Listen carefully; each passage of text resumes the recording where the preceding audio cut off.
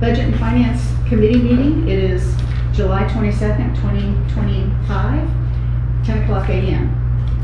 I would like to begin our meeting with invocation. Mr. Wright.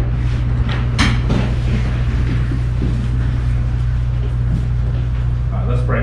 Heavenly Father, I thank you for this day that you've given us. Lord, I thank you for the rain that we got yesterday. Lord, I thank you for this beautiful city that we live in. Lord, I ask that you help us to be good stewards of what you blessed us with. Lord, we thank you for our residents in this city. Lord, we thank you for the leadership in this city. Lord, I ask that you give us wisdom in the decisions that are made today. And Lord, just help us to do right by everybody in this town. And Lord, we just thank you again for all that you've done for us. And we pray. Amen. Please lead. Go with me in the Pledge of Allegiance. I pledge allegiance to the flag of the United States of America and to the republic for which it stands, one nation, under God, indivisible, with liberty and justice for all. Thank you. Can I get a roll call? Yes, ma'am. Councilman Lewandowski. Here. Mayor Rodenbach. Here. Madam Mayor, you have quorum for this meeting. All present. So I'd like to call the meeting to order. Do we have any public comments? No? Okay, great. All right, first thing is to officially swear in our interim city manager, Mr. James Booth.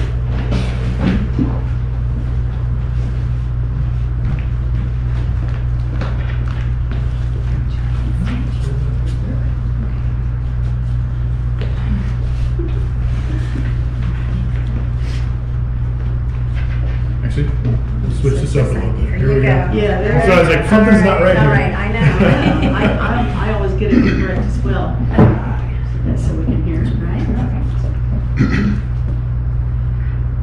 I, James Booth, do solemnly swear I, James Booth, do solemnly swear that I will support and protect that I will support and protect and defend the Constitution and government and defend the support and protect and defend the Constitution and the government of the United States and of the state of Florida, of the United States and the state of Florida, that I am duly qualified to hold the office that I'm duly qualified to hold the office under the Constitution of the state, under the Constitution of the state, and that I will well and faithfully and that I will well and faithfully perform the duties perform the duties of the interim city manager of the interim city manager on which I am now about to enter. on which I am now about to enter. So help me God. So help me God.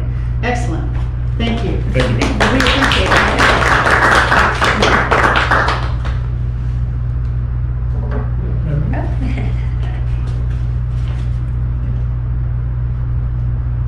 Thank you, Jim. Congratulations. Thanks for being here. Thank you, Yes, sir. Yes, Appreciate sir. it. Absolutely. Than's for bearing with me. That's a little different. Get on with the whole family. Oh, yeah. Come on, get a picture with the whole family. All right. Everybody. Yeah, absolutely. They're all here.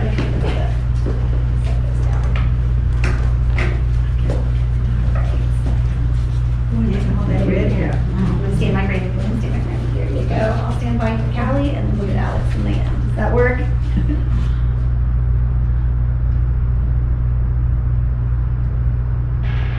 All right. Thank you. Excellent. All right. Thanks. Good. How are you? I'm good. Any speech? I hadn't planned on it. Well, I think, so real quick, I know the family sent out to the council. Thanks so much for your support and with the appointment. And to the team at Keystone Heights, as I've said it before, absolutely an amazing team. We hate to see Charlie go, and so difficult situation, but I appreciate the support coming in and being able to lead the team that Charlie put together and that the council has supported so much. So thank you so much, appreciate it. Jen, thanks for coming and covering us. Thanks so much, Jim, for being here. Bye. Thank you. Leave us do the boring stuff. I know. What? No one's hanging around for the budget? You leave it open. Thank you. She said exactly. Okay, so moving along today, we are going to be reviewing our 24-25 budget execution, what the current budget is, and also proposed budget with property tax rate and budget discussion. So we have some documents that were provided to us to review, and I'm sure Councilman Lewandowski, you have done the deep dive as well. Well, yes and no. Yes and no. Jamie and I talked about this yesterday. Sure. And so this is their first stab at the first draft. Right. And it's gonna change a lot before we're done. Correct. Yeah, it's first draft. Yeah. Councilman Lewandowski, do we want to talk the current execution at all first, or do you all want to move on? Do you have concerns on current before we Yeah, move that on to sounds budget? like, yes, because, not just because I wanna know where we're currently at Right. and why things are happening, but also some of the line items I still don't understand. Sure, And so I'd like to ask, a couple questions as we go. sure, and we can try and, I'll do my best. Tiffany has educated me well over the last couple of weeks. I think obviously, so we're budgeted for this year, income somewhere to the tune of 1.2 million. You can see our current execution is about 981,000.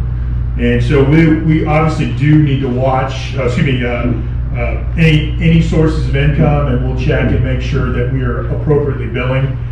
We did find over the last month that we hadn't been billing Florida Department of Transportation on a regular basis, and so Tiffany and Bo have worked through that process.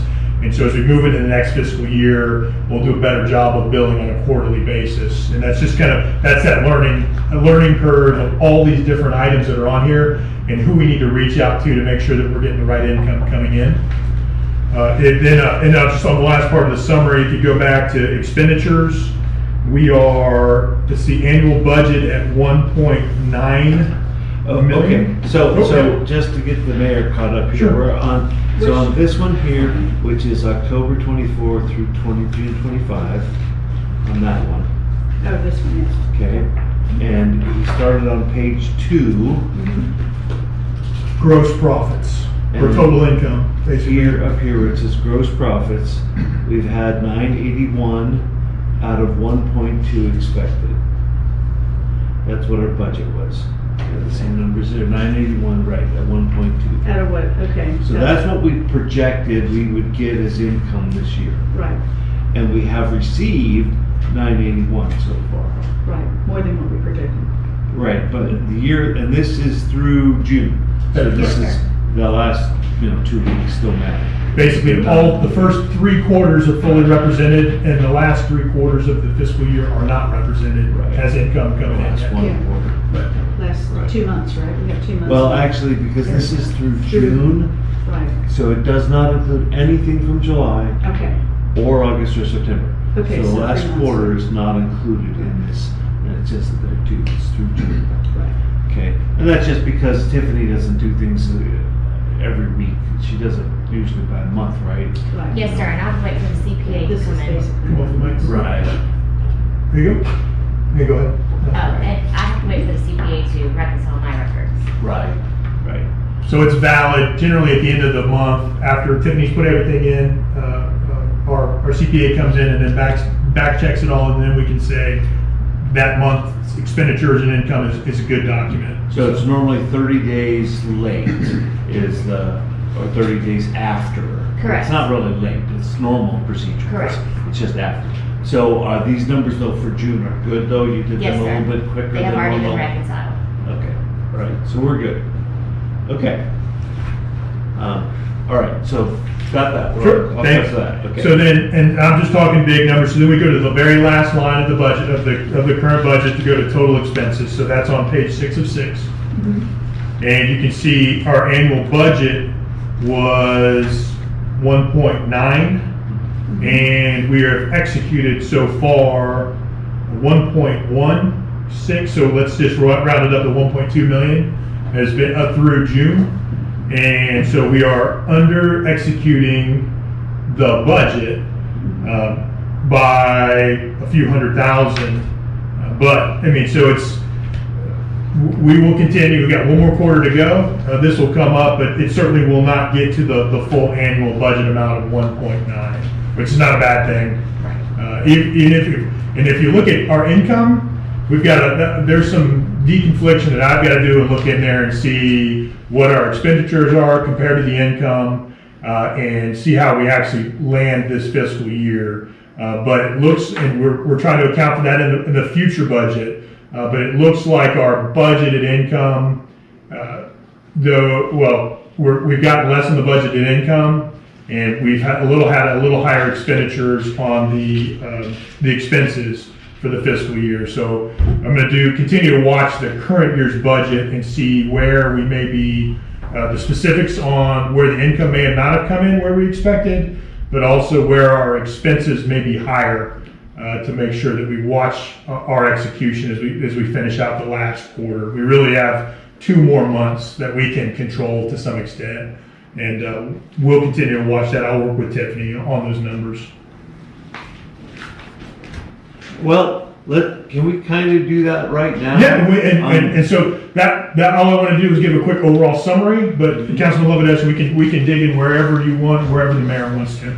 Okay, so what I traditionally do is I don't look at anything that's close. We're good at, there's always minor fluctuations, anything like that. So I look for things that are very much different from what we expected. Mm-hmm. So if we start on page 1, all right, the first thing would be the gas tax. Okay, which, you're on the one that's October long run, 24th yeah. through 25? Right? Okay, yes. And so the gas tax. Mhm. And so we've collected 25,000 and change, and we were expected to have collected 55,000. So that's less than half than what we expected. Right. Okay. Now, I believe the reason for this was because our gas station was inoperable for the first few months of the year, and 3-4 months. And so I think that budget was a good plan. But because of the sale of the property, the owner died, and he didn't do anything, nobody could contact him, blah, blah, blah, blah, blah. It sat vacant and unoperable for months. And then when the new owner bought it, took him a few months to get it up and running. And so I would say that budget was a good plan, but for unforeseen circumstances, we didn't get what we expected. Because inside the city limits, I believe that's the only gas station. Yeah. I think you're right. Yeah. Yes, sir. Okay. So that's the first one.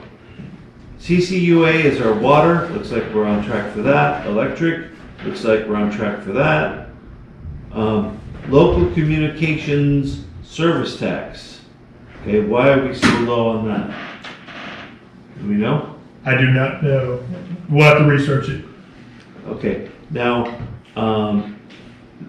I think this is from cable and telephones, but I'm not sure. Tiffany, can you help me out with what else that's from?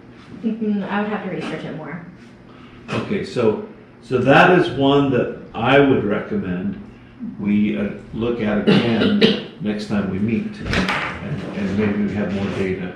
Yes, sir. And we can certainly track down what is the source and how that comes in and why it's underrun. Right. I do know that as the team was trying to build this current year's budget, they were struggling to figure out what are these different income sources. And so it may be as simple as we overestimated what typically comes in. But I acknowledge we'll research where it is, what the percentage that drives it is, and what happens, and come back and do a follow-up on it. Now, Tiffany, you were here last year when we did this, right? No, sir. Right. So maybe even a phone call to Charlie just to see if he has any memory at all. Okay. Or anyone else. Sure. And administrative waste fee, that's in line. Yes, sir. Business taxes, not a big deal. Same thing with permit and zoning related fees. Okay, Heritage Fundraiser account. Is this a new item or is this? just something we don't do a lot with normally? We don't do a lot with, but they did raise money, and so we were able to make a chart of accounts for them and come. Okay. Well, that's great. I mean, I like the fact that they have, call it a slush fund or a little cash money box, whatever you want to call it, for small expenses. So, yeah, I think that's great. Okay. State shared revenues. Okay. 5120, state revenue sharing. Do you know where that comes from? So these funds come in obviously from state sales tax is my understanding when I did some research. State And so sales tax. these are state sales This is taxes, a normal state sales tax, okay. and they have different calculations based on the percentage of your population, what your city budget is. And they look at all that and how that's changing. For example, so this is done from the states, and I don't know, it's probably in Commerce, but Office of Economic and Demographic Research. And this office, each year, as the state builds a budget, they're watching the change in population, what happened in the last year, but they're also looking at when the state's budget is passed, what legislative language may change some of the guidance. And then they are publishing in these subcategories, state revenue sharing, half-cent sales tax. They are publishing documents up online that you can actually go to, open up the file and find Keystone Heights, and they will give an estimate of what they think the city of Keystone Heights should budget for the next fiscal year. Is that where you got your number? I do not necessarily know if the city used that last year. I don't think that Tiffany was aware of the office. So I'm not sure if Charlie and the team, as they were building it, had that. I'm sorry, I wasn't clear. Is that where you got the 429,900 for next year? Part of it. So I was just about to finish. Okay. They have only published a couple of items out of all these subcategories. Because the legislative process and the budgeting went long, they have on their website some to be published. There's a couple that have been published, and if they had been published, we did bring them in. There was one that I looked at, and I'll point it out when we get to the coming fiscal year budget, where I went with an annualized version, but simple answer is yes, we're watching them, and as those estimates come in, we'll be updating the future budget, the 25-26 budget, with the estimates that are coming in from the state. And we can ask them for clarifications on what changed. The last thing I think was interesting off that website, they do publish changes in their estimated populations, so I think this is of interest. The 2023 population estimate for the city of Keystone Heights was 1,464. And the estimated population estimate for 2024 from their office is now 1,473. So an increase of 9, I think it was. It's 0.6%. So it's kind of interesting. You can see how the state sees us. If you just Google us, I think the number comes off at 1,550 some odd. That's what I see, 1,546, something like that. Yes, The ma'am. growth rate about 2.7% growth. I'm sorry? So, About 2.7% growth for population over year-over-year right now. Okay. For the city.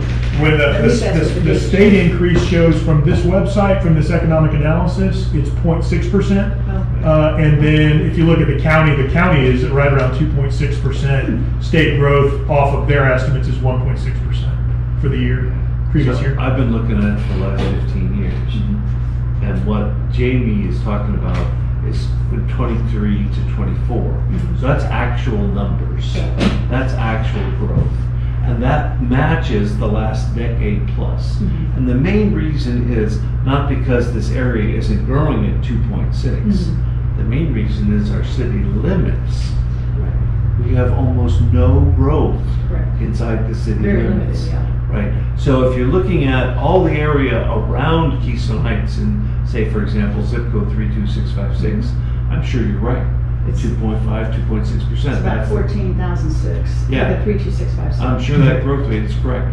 But inside the city limits, it's far closer to what Jamie said, Right. 0.5, 0.6%.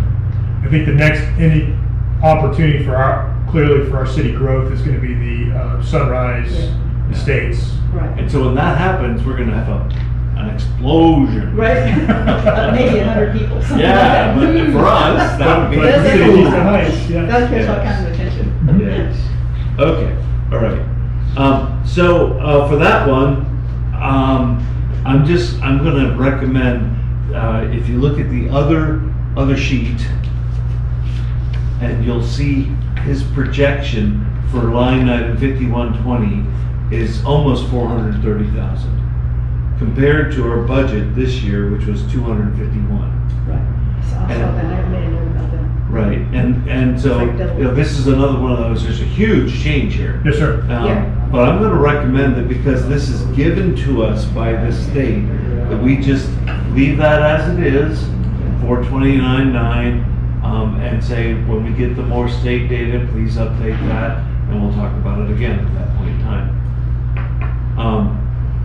Since it is related to sales tax, I would say that with the new Zaxby's coming in, with the Popeyes having come in, and with the lake levels going up and us seeing more and more tourists as well as people buying things here from the RV park and such, a large rise in sales tax, I think is appropriate. Yeah. It's expected. And that, the one thing that'll be interesting, and I'll try and eventually contact this office to see, does local economic changes drive this, or do we see it just, is it all rolled together as one big state? It's gonna be interesting to research how the gunculator cranks out the number that comes to the city. And we'll do a little more research on it. All right. Mobile home licenses, are those renewable every year or are those new? Don't know.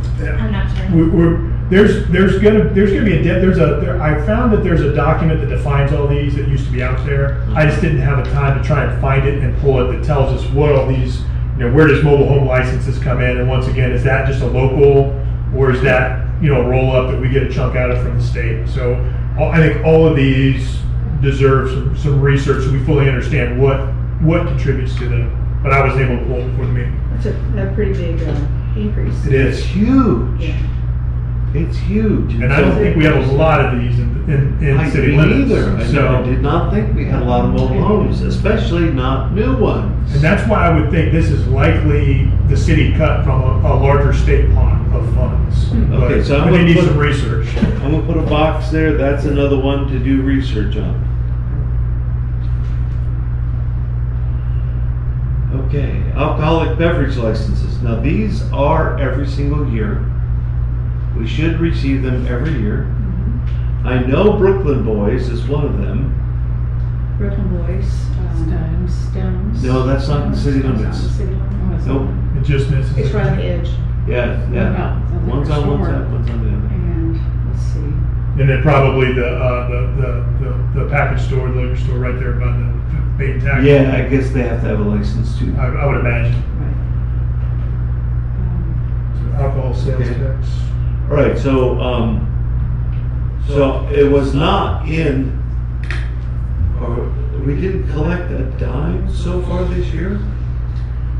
Tip, you want to talk about how these, the appropriation, the funds that come in, when they come in from the state, or, It's just a form that we're emailed, and it's from Department of Revenue, Department of State, and it's just different amounts, and it has a number, and then that's how I know what chart of accounts to put it into.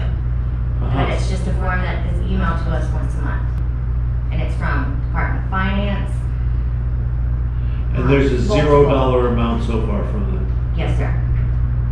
Okay, we well, can check into it.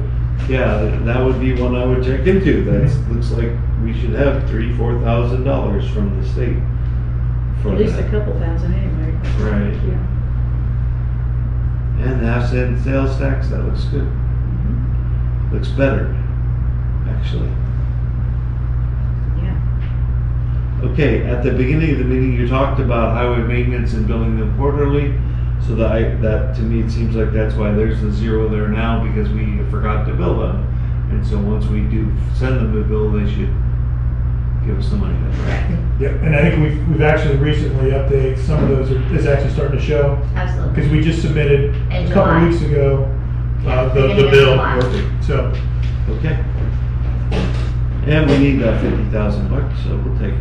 Absolutely. All right, highway traffic light reimbursement, we're doing better than expected. I guess more lights have gone out than what the state thought or something.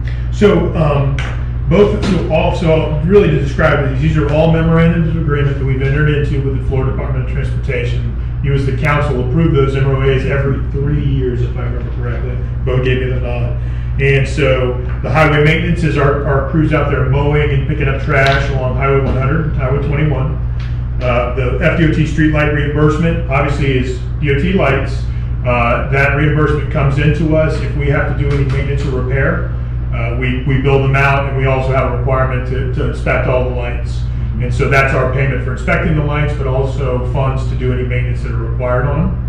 And then the street light reimbursement, so that was street light reimbursement, and then the traffic light, for example, when a tractor trailer makes a turn from Highway 21 onto 100, it takes out an entire street lighting system, right? When they make that turn, this is the pot of money that we basically, we have a interlocal agreement with Clay County, and we just call Clay County and say we need some repairs. They then bill us for whatever that cost is. This funds any of those repair costs as well. Okay. Any questions, Mayor? All right. Miscellaneous city income, election fees, we're fine there. Facility rentals, we've been renting the pavilion more than we expected. Yes, sir. Okay. So we did annualize that in the proposed budget. We took this 9,000, figured out what it would be in a full year, and we've used that as our new estimate in the proposed budget. Okay. Interest on bank accounts, and it says plan. Our CD interest. Now you would think, we know exactly what the interest rate is. Why are we below budget? I can research that. Okay, let's look at that, because that is fixed. Yeah, CD rates don't change through if you've got a 12-month CD, it's the same interest rate for all 12 months, doesn't change. So if our budget was 5,300 and we should have had 3,900, I'd expect to see 3,900. You're absolutely right. We'll go back and I've got it on. Okay. All right. Just out of curiosity, what was our $171.80 worth of miscellaneous other income? Any idea? I have to click it in quick books Okay. and tell you. Just curious. Yeah. It's not a huge dollar amount. It really doesn't matter in our budget. But okay. Northeast Florida League of Cities reimbursement. Right, we pay about $75 a year as membership fees. What's the other This is for the dinners. 4,200? So the dinners Yeah. that we host. And Okay. We see that again though. I think this is a different line item. In events, we do have, I think, 5,000 budgeted. So for the dinner, yes. For So the this dinner. is whenever you guys go to the dinners at other cities. So this is income. Oh, So this is okay. income. Okay, so this is, they collected it, $35 a person. This is what they gave us to put on the Correct. event. Ah, Yeah, they pay us back. That's right, okay, that's Yeah. what they, because from my board meeting, I recall, that's what they say, they don't get a dime. Whatever the $35 is, They send to us. send us everything. Right. Okay, oh, okay. And thus that funds the expenditure even down the the- line for the dinner. Yeah, I Okay. think in the expenses, it's identified as well, that it was a cost. Yes, it right, is. For event or whatever. Right, And it this will- kind of offsets it. right, we'll come up to that. Yeah. But for next year, so pull out our other packet here. For next year, I believe, Mayor, you told me that somewhere in Nassau County, they're gonna do it next year? Yes, so we won't be having the dinner here next year, or this So- next year. They came to me and asked, would we swap off and do every other year? Because Fernandina wants to have a year, and, because there's only 12 months in the year, they, run out of, because there's other locations that want to host an event. So, she asked me if we would do that, and I said, So sure. next year it'll be at Fernandina Beach. Yeah. So for our budget for next year, So that on income page will be- 2, we should zero that out. Mhm. And I knew No we did that, income, right, for that particular. okay? Yes, sir. Mhm. All right, festivals and events, 3,000 of income, expected 4,400. Between now and the end of the year, Boo on the Boulevard's October, so that's not bad. We have an open mic night coming up in August. But that's not gonna raise any money. Sure, there'll be some vendors, I think, and some food trucks. Well, some vendors, right? Mainly is where we get the income. Yeah, and the fall festival will have, that's in September, Oh, that is? and that will have vendors and food trucks. Oh, okay. In Okay. August, I think she's having a concert in August. Open mic, yes. And now we're talking about a potential small event for the Okay. showing of the mural. Yes. But Okay. potential income is it's probably the fall festival. Yeah, it's mainly the vendors, I think. Okay. Then my one question would be item 0109, which is miscellaneous other income. And item 0100, which is miscellaneous city income other. These two look like they're the exact same thing. Is there a reason why we have to have them in separate line items? No, to that's, put I'm them not sure together? why it's like that. Could you just look into that, Yes, for Tiffany? I would sure. just mush those two Yeah, together. they should be together. Yeah, chart of accounts probably describes which one's This is more accurate to QuickBooks. use, so. Yeah. You know, if you Makes want it to simple put to it, understand. yeah, if you want to make it, you know, the $171 was for dog sitting. Okay, well, let's put that as dog sitting then. Yes, sir. Whatever it is, you know. Okay. Those are- And then we have internal services reimbursement from the CRA. I guess we need to look at least for the 2024 number, is there anything that Rich Commando is charged for or has charged us for, say, for example, attending CRA meetings? Mhm. So he has billable hours for that. Is the city just paying that? If so, the CRA should reimburse the city for that. So we need to figure that out. How many billable hours did Rich Commando spend at CRA meetings this year? And the CRA, so this is us billing ourselves from different accounts. So, because I see he has a salary. I thought that salary That's the included flat rate. whatever legal services inclusively, not hourly billings. It's a little different than the airport. So Rich just charges us $6,000 a month. Yeah, it's like 72,000 a year or something. Yeah, like that. so, whenever someone bills, like, whenever, you know, he was doing his engineering services, those directly came out of CRA's bank account. They didn't go through this. This is pretty much like a holding bucket for if we receive funds in for the CRA or to pay for CR. So it's kind of like a holding bucket. And so the CPA said I did not have to use that, you know, if people are billing us 1099s or independent contractors, I can just bill that straight into the CRA account and pay them directly out of the CRA account. Okay, then,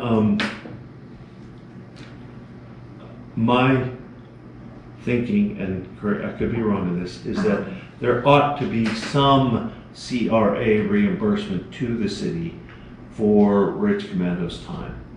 And, guess if it's we not billable hours, then what I would ask is see what was done the previous year. Mhm.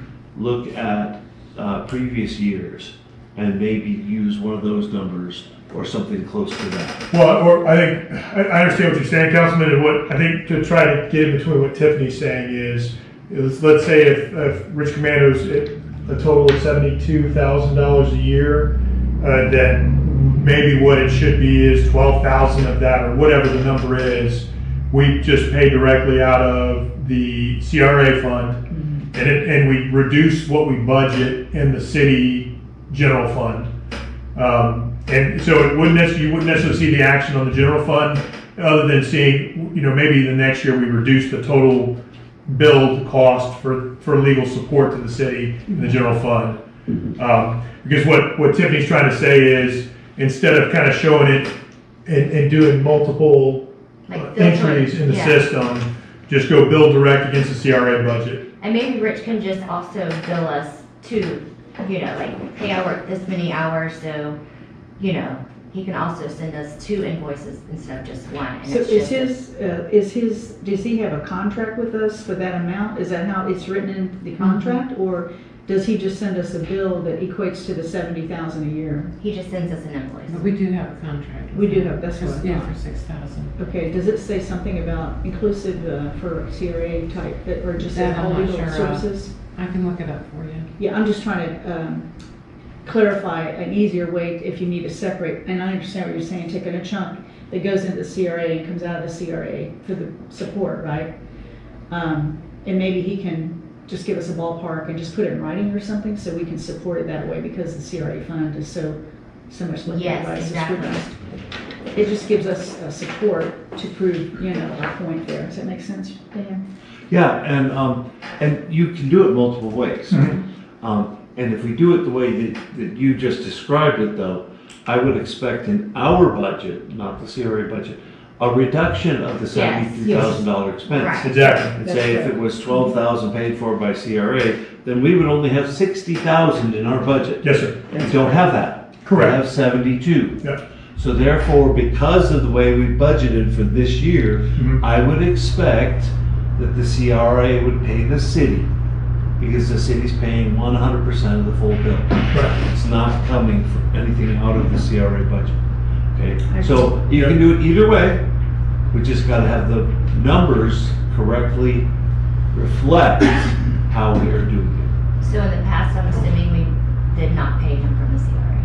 it. Okay? No, because we I mean, I'm not sure. we have audits that tell us we need to make sure that we're appropriately either billing labor hours or expenses of the CRA that are coming from the CRA. So I understand what you're saying, Councilwoman Dusty, on for this fiscal year, Okay. we should set it up. I got So for this fiscal year, because we budgeted for the city to pay the entire bill, the CRA CRA needs to pay should general reimburse fund. the city Yep, for the parts that the legal supported the CRA. right. Right. So I'm gonna put a little note That gives here. us a little- Under item number 2024, we should have no zero there. We should have some income from the CRA to help reimburse for legal fees. So, make a note.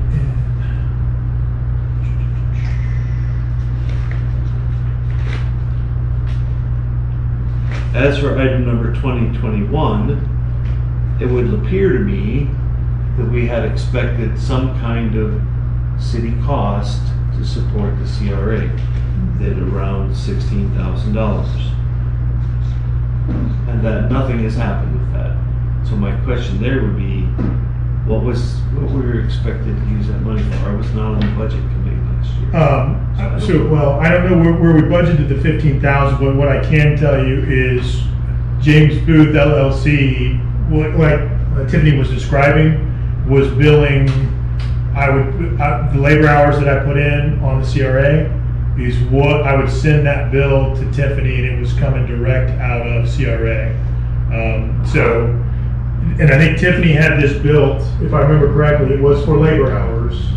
So this is exactly, if we had been billing city employee labor and getting it reimbursed, this is how that would come in. But I don't necessarily know that we really got going with our city employee charging labor hours. I think mainly, well, I for sure, the labor type of funds, the service funds did come directly out of the CRA.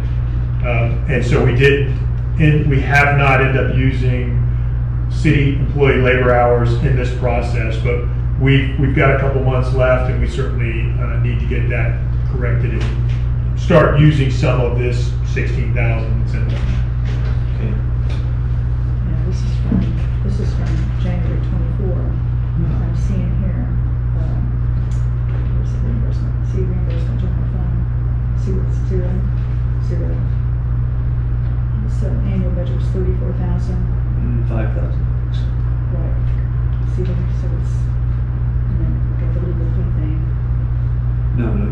bottom line. I can't see it straight. You're right. So, let me see here. It's not, it's the one above the bold. Right, so it's, let me see something else. Right. And then they took it out. That's the the end of the legal year. fee. Mhm. Yeah. I see a little bit of, a reference here, and I'll share that with you, Tiffany and Okay. Jamie. 2 from the years ago. January Oh, you're looking for some 2024. notes, or? I've got some old, data here. Oh, okay. From previous events, and so, I'm just looking at the difference of it compared to what we just talked about. So it looks like it was put in and taken out, from what I can tell here. Yeah, so basically it's like a holding, like when I talked to the governor about it, and that's why I said, is it okay if I just go straight to the CRA bank account and bill it out of there? She's like, absolutely, so. Okay. Okay, just food for thought. All right, so that's our gross profit. If anything, we're ahead of schedule. So for our current year, gross profit is in good shape. And the bulk of that gross profit, 205,000, is that state revenue sharing Right. This that we just didn't have sales budgeted in. tax. Yes, sir. Yeah. Okay, so now, this is what I would, an income expenses report. And, you probably know this already, but a balance sheet is like a photograph. It's a snapshot in time. This is what our assets are and this is what our liabilities are. It's just that one day. Whereas an income and expenses budget or income expenses report is a time period. Yeah, And so this is the time period we're looking at, really is the first 9 months of the first 3 quarters of the year. And then we have an annual budget, that's for the entire year. So that's what we're looking at right now. At some point in time, I'm gonna wanna see a balance sheet, Yes, sir. okay? And then, you probably thought of this too already, but we need one of these for the CRA, and we need one of these for the cemetery. And I'd say, I recommend we have them ready by our next meeting, Okay. Sure. okay?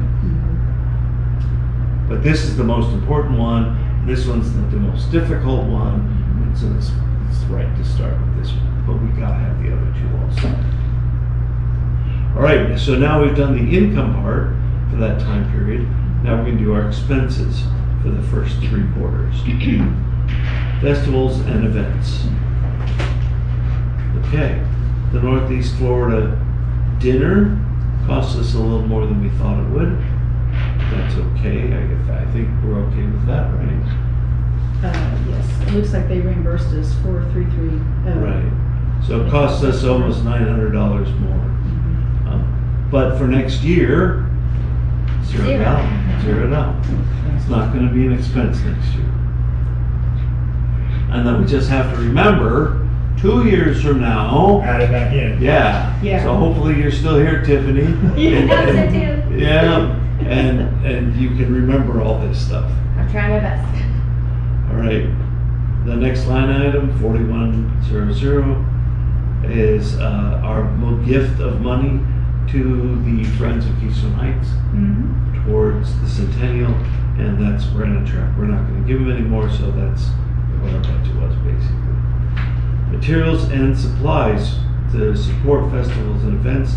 My guess is this is money that mostly Drew Bell spends getting ready for all the events. I mean, she's not the only one, I'm sure. Well, it's probably, this is, if you want to consider Drew's budget, Yeah. this is Yeah. Drew's budget. Right. This Well, one, I mean, all Also these things like the marker flags that you see up and down Lawrence, to the big, the canvas signs that you see everywhere, to all the. Bunting. Just, Yeah. you gotta. Oh yeah, my wife You have to loves make that the bunting investment. out there. Yeah, Yeah, that's Concerts. awesome. yeah. And decorations for concerts, yeah. Yes, sir. Right, and we're right on track, no problem there. Security, right on track, no problem there. Okay, events and festivals, we're good there. Operating expenses for Parks and Rec. Lake Maintenance Fund, we've only spent 500. We didn't give any money, we didn't give our normal 5,000. So there are 2 areas where you see the Lakes Fund.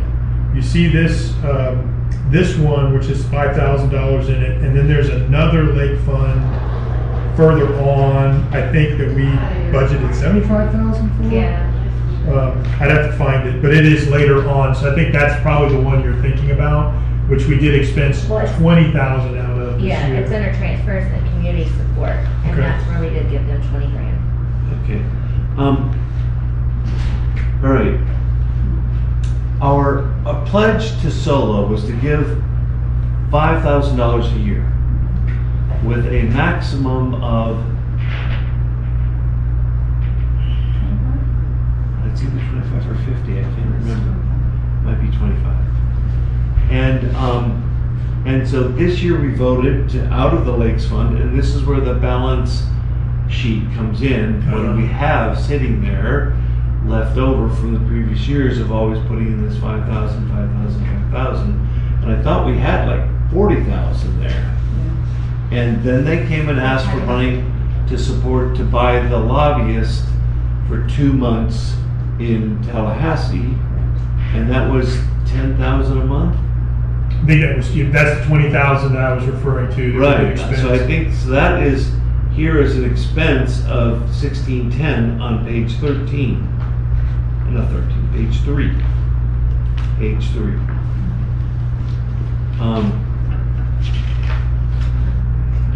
Are you talking item 521610 Lakes? Yeah, I just used the last 4 digits, Oh, I'm sorry. 1610. 1610. Okay, now I understand what you're doing. Okay. And lakes, Correct. That's the 20,000. right? Now, if we,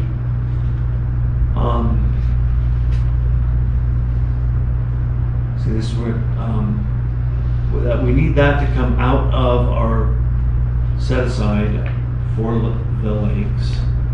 But we also need to contribute our annual 5,000 to the lakes. I would expect on page 2, item 2330 to be 5,000. That's our contribution to the Lakes Fund. That's Not interesting. 500, yeah, So but, I think under operating expenses, I think that is the lake maintenance fund is more of like when we go spray the weeds down at the lake, that's the actual operating expense for the lake itself. Does that okay, make sense? all right. So it's actually for tree maintenance. of the It's, lake. it's for maintenance down by the lake or any other, we've got our easements that run down to the lake. It's anything that revolves around the lake as far as our operating expense for the lake, not for any money that we're passing out to So other really, the fund entities. you're talking about would be a total. If that makes sense. Okay. So, So we got a budget item So- to take care of weeds at Keystone Beach. Yes. So then what I would expect is that item 1610 on page 3 should be $25,000. Because we took 20,000 out of our lake set aside and we gave it to Solo to pay for the lobbyist. But we should also be putting in 5,000 for the year.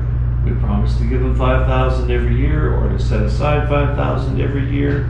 So at some point, we need to do that. We need to set aside another 5,000 and put it in a holding. And I would expect on our balance sheet that we would see a decrement of 20,000 from what we have in our lakes set aside, but an increment of 5,000 in our lakes set aside on the balance sheet. And there is a Lakes bank account okay, I understand exactly what you're saying. I'm with you. We just need to make sure the money goes to the right place for the right reason and that Yes. it's documented why it went there. And I do have a question to research why we budgeted 75,000 That's a pretty big number. in the fiscal year. I don't know if, as council members you Yeah. recall, but I think some of that too was for our piece for the ADA ramp. was that the 50,000 for the ADA ramp for just this fiscal year? So a normal fiscal year would be 5. See? History's helpful. I think so. And that won't happen in this And that fiscal won't come year. again, that's a one-time Right. purchase. Okay. So let's look real So- quick at our next year budget under 1610. that 75,000 should not be there. So the ADA ramp will not happen this fiscal year, so we'll need to probably carry over some of that budget for. Right, but I'm never gonna vote for $50,000. Yeah. Right, It so was 75. elevated at that point because of the information that we had. Right. So- So, for page 3, for next year's budget, where it has 75,000, I expect that to be a lower number.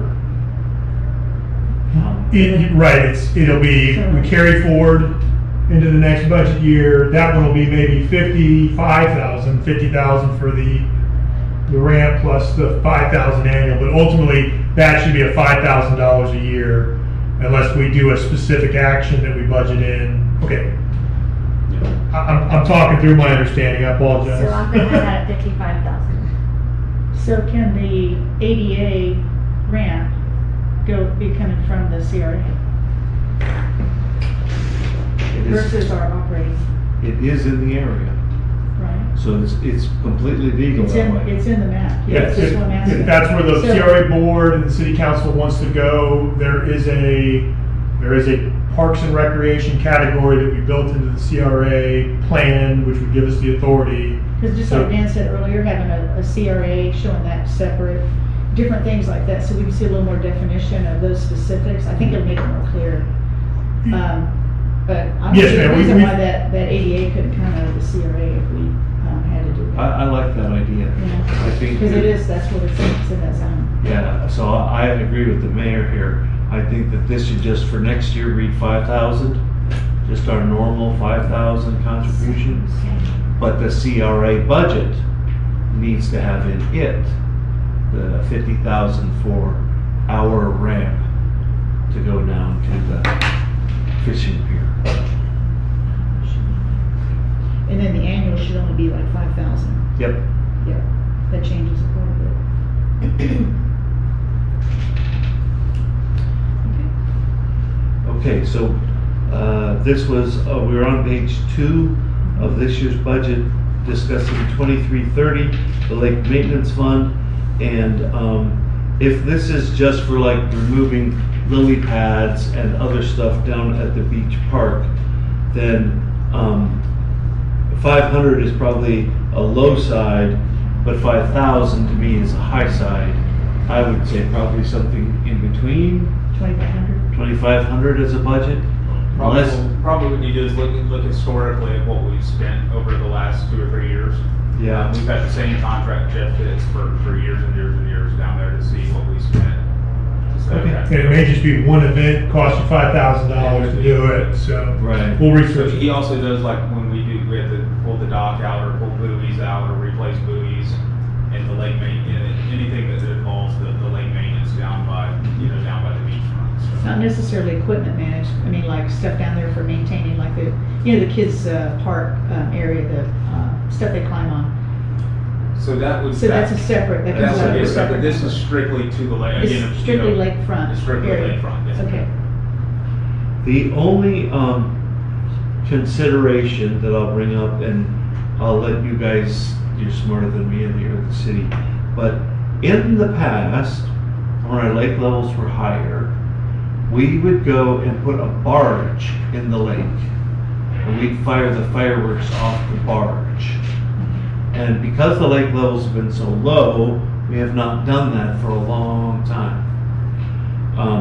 And so, I don't know if the Lake Maintenance Fund is the right way to do that, but perhaps we should look at what it would take and where the money should be budgeted for to bring back that. So this is probably a separate and longer discussion. So essentially, this is the final year of our 3-year contract with the fireworks. I'll be putting that for RFP out in the next few weeks to go ahead and set up our ongoing fireworks presentation. This would be the last year as well. The fire marshal said that you'll be able to shoot them off from shore. With that being said, we're trying. My vision is to try to tie that into the fireworks company, whoever's going to be shooting them off, make sure they're responsible for the barge and everything else as well. What also poses a problem is due to our landlocked problem that we have in front of Keystone Beach, I don't have a way to get a barge into the lake right now. Okay, so this is where perhaps the lake maintenance fund can be used. Because right next to my property is a thoroughfare that the city owns. I think you know that. I know Bo does. Yes, Okay? I know what you're talking And so you can get straight to the lake on city property, okay? Lake maintenance fund, maybe we need to figure out a way to make that accessible so that we can launch stuff out of there, and in the months prior to July 4th, deploy a barge out there, or in the weeks, maybe not Or even months. when we do things down the road that we need to launch. And so, and understanding the barge that they need to be able to set off our fireworks is substantial. Pretty big. Oh, okay. It's For safety. 12 feet wide, probably by at least 40 feet long. Wow. Okay, So and that's what I'm gonna look at too, is what's our best option to be able to, obviously the boat ramp is landlocked, you know, you can't get to there, so what's our next best option? Right. To be able to, and you know, we've got the ski show coming up and things like that, you know, we need access to the lake. So what are our best options to Right. go to it, so that's. well, and if we plan far enough advance, you could launch a barge in pieces. Yeah. You don't have to launch the whole massive structure all at once. But you gotta start that months in That's advance. what we're starting on it in the Yeah. next 2 or 3 weeks, so. Okay, And you'll see, I just, as we were building the budget, I went ahead and doubled it, was what, 15,000 a year is what we were paying. He said we were getting a deal. Yeah, you're lucky you locked in a 3-year deal. 'Cause Yeah, so Oh, I bet. I went ahead and just doubled it as a cost estimate for, in the next fiscal year. right. So, And without, that's the best you can do right now. We don't even have any cost estimates. Okay. All right, so, item 2340, materials and supplies, looks good there. Parks, electric, lot less. Do we know why? Yes, so our electric bill has approximately 25 accounts on it. 20, I think we counted 21 Yeah. the other day. And so we're gonna go through and make sure we're allocating the best we can to the parks, because in the past, they would just put them all in one bucket. And we are gonna come together as a team, go through, it's like, okay, this one's in this area, will it go to the parks, will it go, you know, because it's also in City Hall, also at Public Works, and also, where else? Anyways, I think there's 3 or 4 buckets that electric, water go into. So we need to navigate and make sure we're putting them in the correct spots. So that's So- why those numbers are off right now. Hats off to Tiffany. So I didn't realize this. I asked the same question. Why is it so under budget, under expensed here? 20 plus electric bills every month because of where they're metered. Maybe not as high for water meters, but multiple water meters every month. And so I think Tiffany's doing an amazing job cranking through that many bills and cutting that many checks every month. But as she said, we need to sit down, figure out where all those bills are coming from, make sure they're figured out the right locations in the right groupings, so that when she expenses them, you see us expensing appropriately, and it doesn't create this big dichotomy and question, why is electricity so cheap at Public Works or whatever? Right. Yeah. But that's on the to-do list over the next month or so. So my biggest thought at this time is consistency. If you get 20 bills and you have 3 or 4 different places on the budget, do we make sure the same 5 always go into this line? Exactly. And the same 7 always go into this other line. So just be consistent with that and we'll be fine. Perfect. Yeah. I don't really care which one goes where. You know? Just make it the same every single time. Okay. Because as I look through all the electricity bills, we're either at or below expectations. So that's good. And just thinking out loud, it's something we should probably talk to Rebecca. Do we really have to break it out over multiple locations, or can we just expense it Just city have one, electric? Yeah. Yeah, it seems like it could be one bill that has all 10 locations. Oh, located one on there. has like 10, one will have 5, one will Yeah. have 6, one will have, yeah. I think we should probably, like, Public Works, Parks and Rec, and then City Hall. So But knock these- it down from all those. Okay. And We'll do some staff work on it, but I acknowledge consistency is the key. You figure it out and just be consistent. Yep. Just a personal note, my wife and I, we love the white lights at the beach park. Oh, yeah. And she's like, I really wish they would bring back the rope-a-dope lights that were around the trees. Oh. Those made it even more beautiful. The city had the trees, the old trees wrapped down there, Yes. like a white Christmas tree light. Yes. And our preference is during the day when there's no daylight savings time, when it's standard time. You know, the weekend after Halloween, all the way through wherever it is, March. Keep those lights up there. It's just a beautiful thing. It's a magical feeling. It is. It's something a lot of it people is. don't have. I And- mean, I love those lights there, but at some point, once we figure out landscape downtown, I'd like to see lights in little either, Oh, yeah. you know, pots that have trees or something in them, or something that ties it to the downtown area. Kinda So- like- we can't drape across the highway, but we can do it Right. down the road. My dream, and this is something we got discussed as a whole council, is that during that winter time, we have our lights up, all white lights up all the time.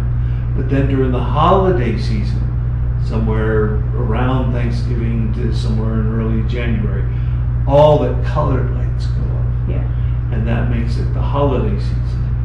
Kind of like around the time when we did the thing in the park with, you know, with Santa and had the saxophone player. Yeah. Like that's Yeah. kind of the beginning of the Yeah. holidays, The like tree welcoming the lighting. holidays. Because I know the Heritage Commission places all the wreaths on the doors of the businesses all before that event. So it kind of just opens up the city to get ready for the holidays. It's so special. It makes it very Yeah. special. Okay, so having electricity for the park, that's great. This was before your time, Jamie. The reason that we were told that the lights, the wraparound lights in the trees at the park, at the beach, was that squirrels were eating them. And it was too difficult for city maintenance to get up and keep repairing, replacing, blah, blah, blah, blah, blah. So, if we do go down this path, which I'd love to do, try to find a resource, a set of lights that squirrels don't like to eat, so that we don't have this problem. And even if it costs a little more, it's worth it.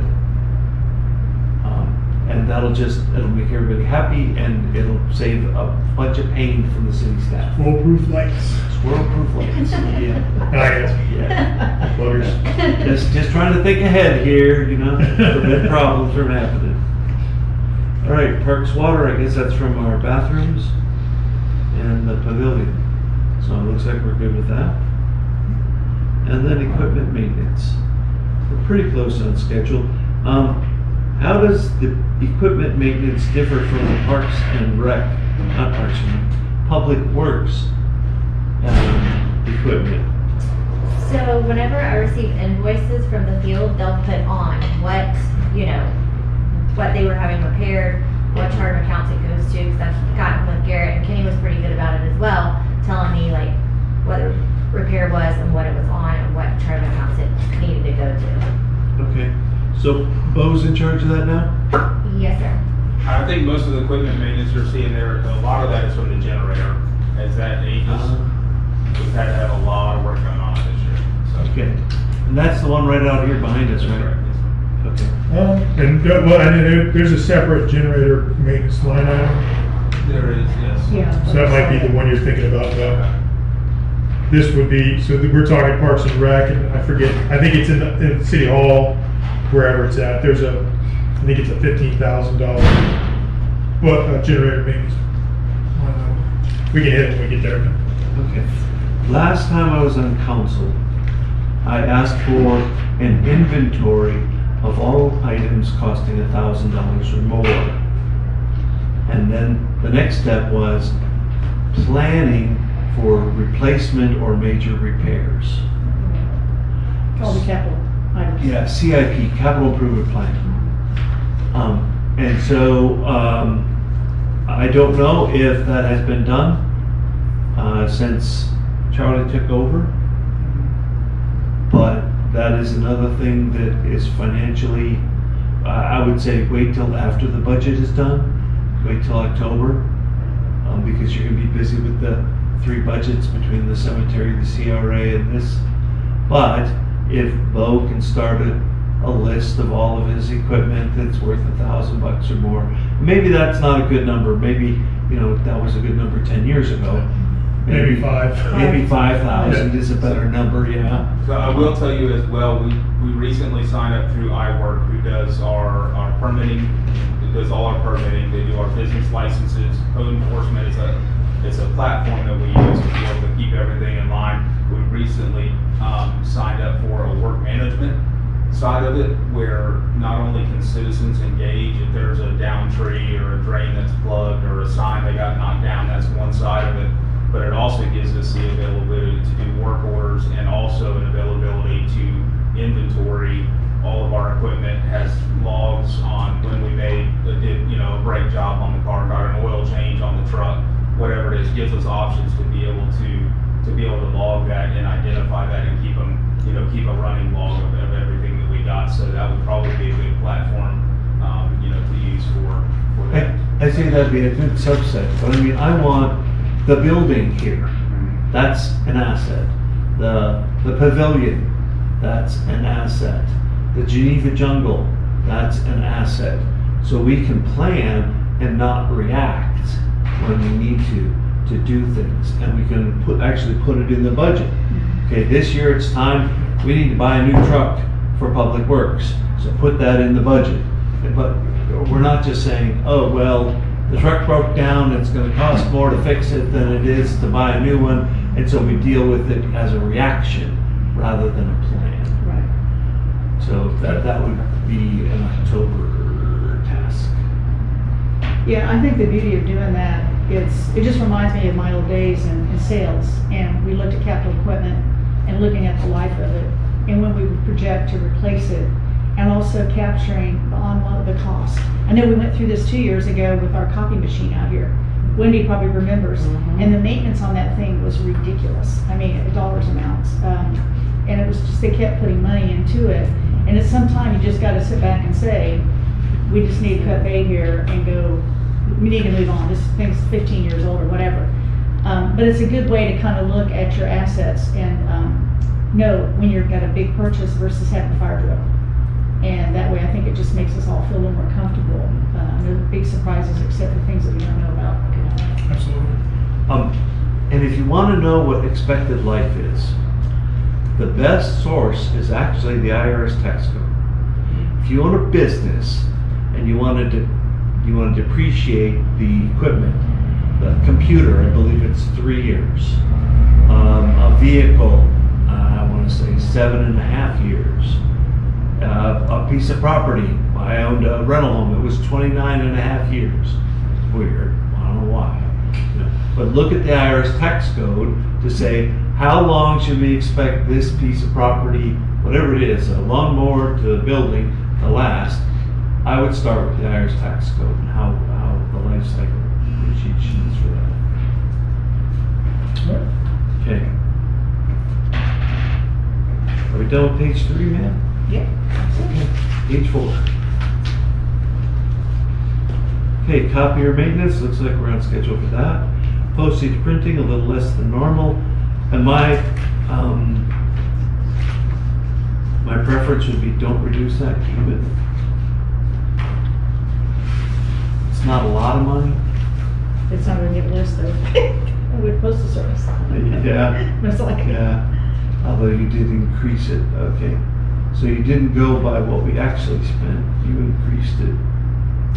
Did you have some expected,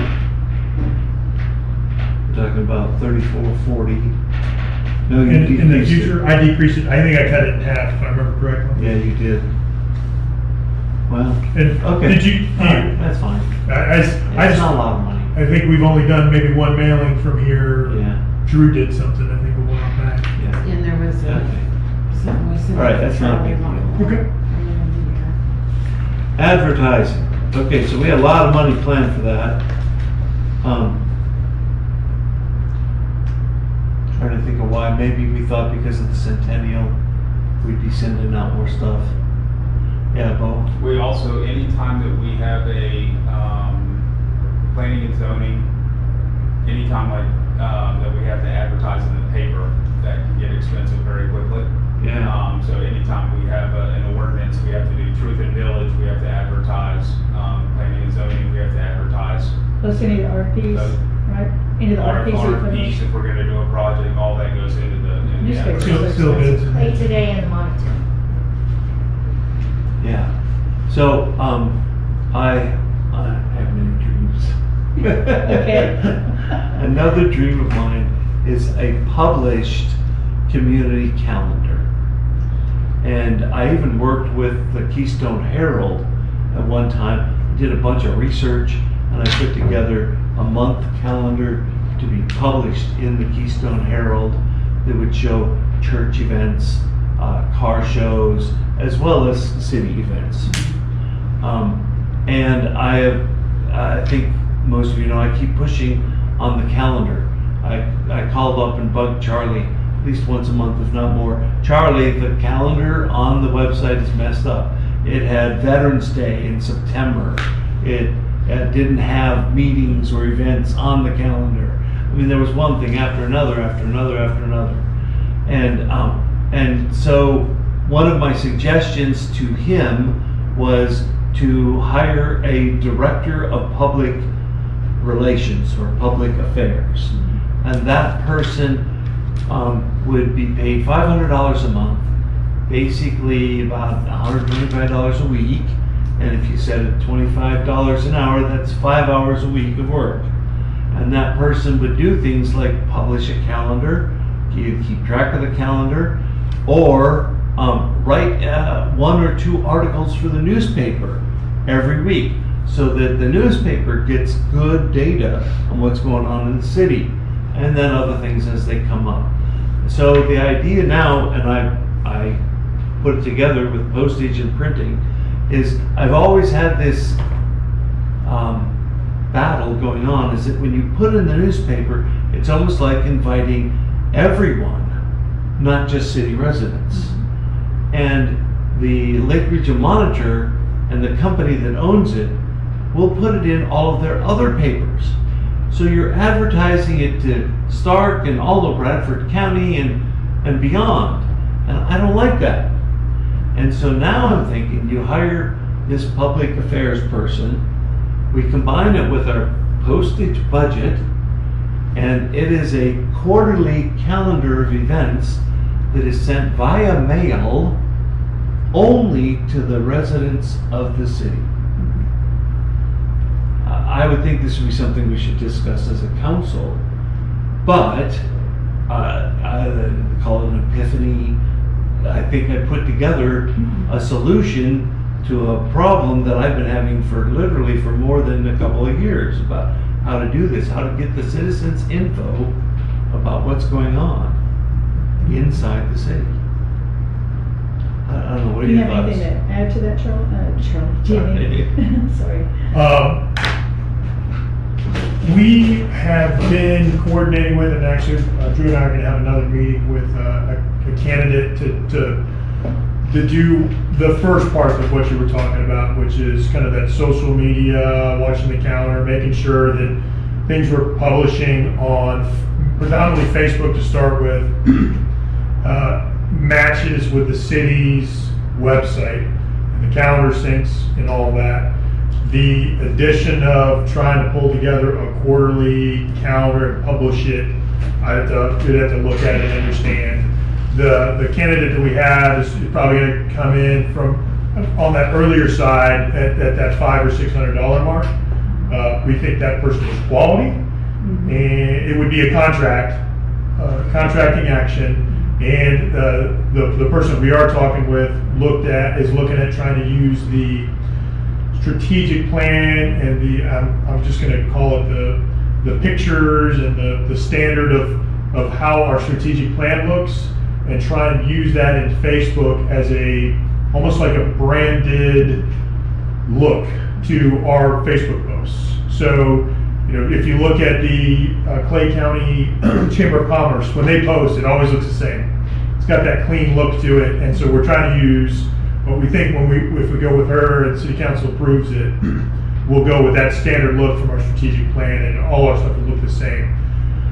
long way to get to you. I gotta look at an additional, tasking and what the labor in that would be required to pull together. Does this person's got another job, would they have the capacity to take that on? So, yeah, so from two perspectives, the whole thing with social media is, this person can buy demographics on all social media, whether it's Instagram, Twitter, or Facebook, to a specific address, Keystone Heights, people who live here. So like right now, I get all the gray hair commercials and the wrinkles, and because they know I live here and I'm 72 years old, right? So the thing is, and I work with folks who've done this at national level. And so what they do, they just buy that demographic, and then there could be a pop-up ad that shows the calendar, or hey, by the way, this weekend we're having this. Or it show, what's coming down the road. And the branding that we're talking about is we don't really have a brand. I mean, our biggest, it was something I've been wanting to change forever, is the logo is Progress since 1925. And I'm just like, no, we're better than that. So the whole thing is creating a brand and using the professional look of the strategic plan is a good way to start, I think. But it catches people their attention, right?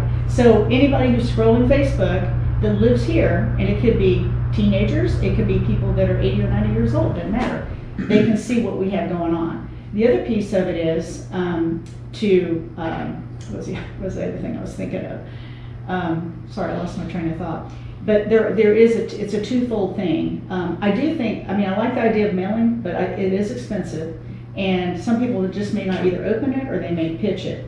So that makes it a little bit of a challenge. I think also, the brand thing is super important. There's another second piece of this, I can't catch it right now. Was it But- about rumor control? Hmm? Rumor control? Well, yeah, I think they can kind of quiet stuff like that comes out, if they can see it, and they just have to decide, because there is a thing called the FMCA for communications at the state level that's part of the FLC, and I think I mentioned this to you the other day, they do workshops to tell you how to manage, including with record keeping and all, on social media. So I do think, though, the idea of the social media, and then the other piece, and I'll think of it in a minute, to capture our folks, I think will be a good way to try to do it. There's just new ways to do stuff now that you can capture the most participants, I think. Oh, I know, I was going to say the newspaper. So in the newspaper, I notice Green Coat does this all the time, and all the festivals, so they have an events coordinator with 2 or 3 people that work for that person. And again, they got a bigger population, all that, and they got a bigger budget. But the whole thing is, we have an events person now, and I'm sure that's going to grow at some point. But the whole thing is, an ad in the paper, like, the ones like you say, it's either in the Monitor and Clay Today or whatever, they have a nice ad that has a certain brand look to it, very clean, and it shows all the things that are coming up. I've seen it show for the whole year that just the concerts that are listed in Orange Park.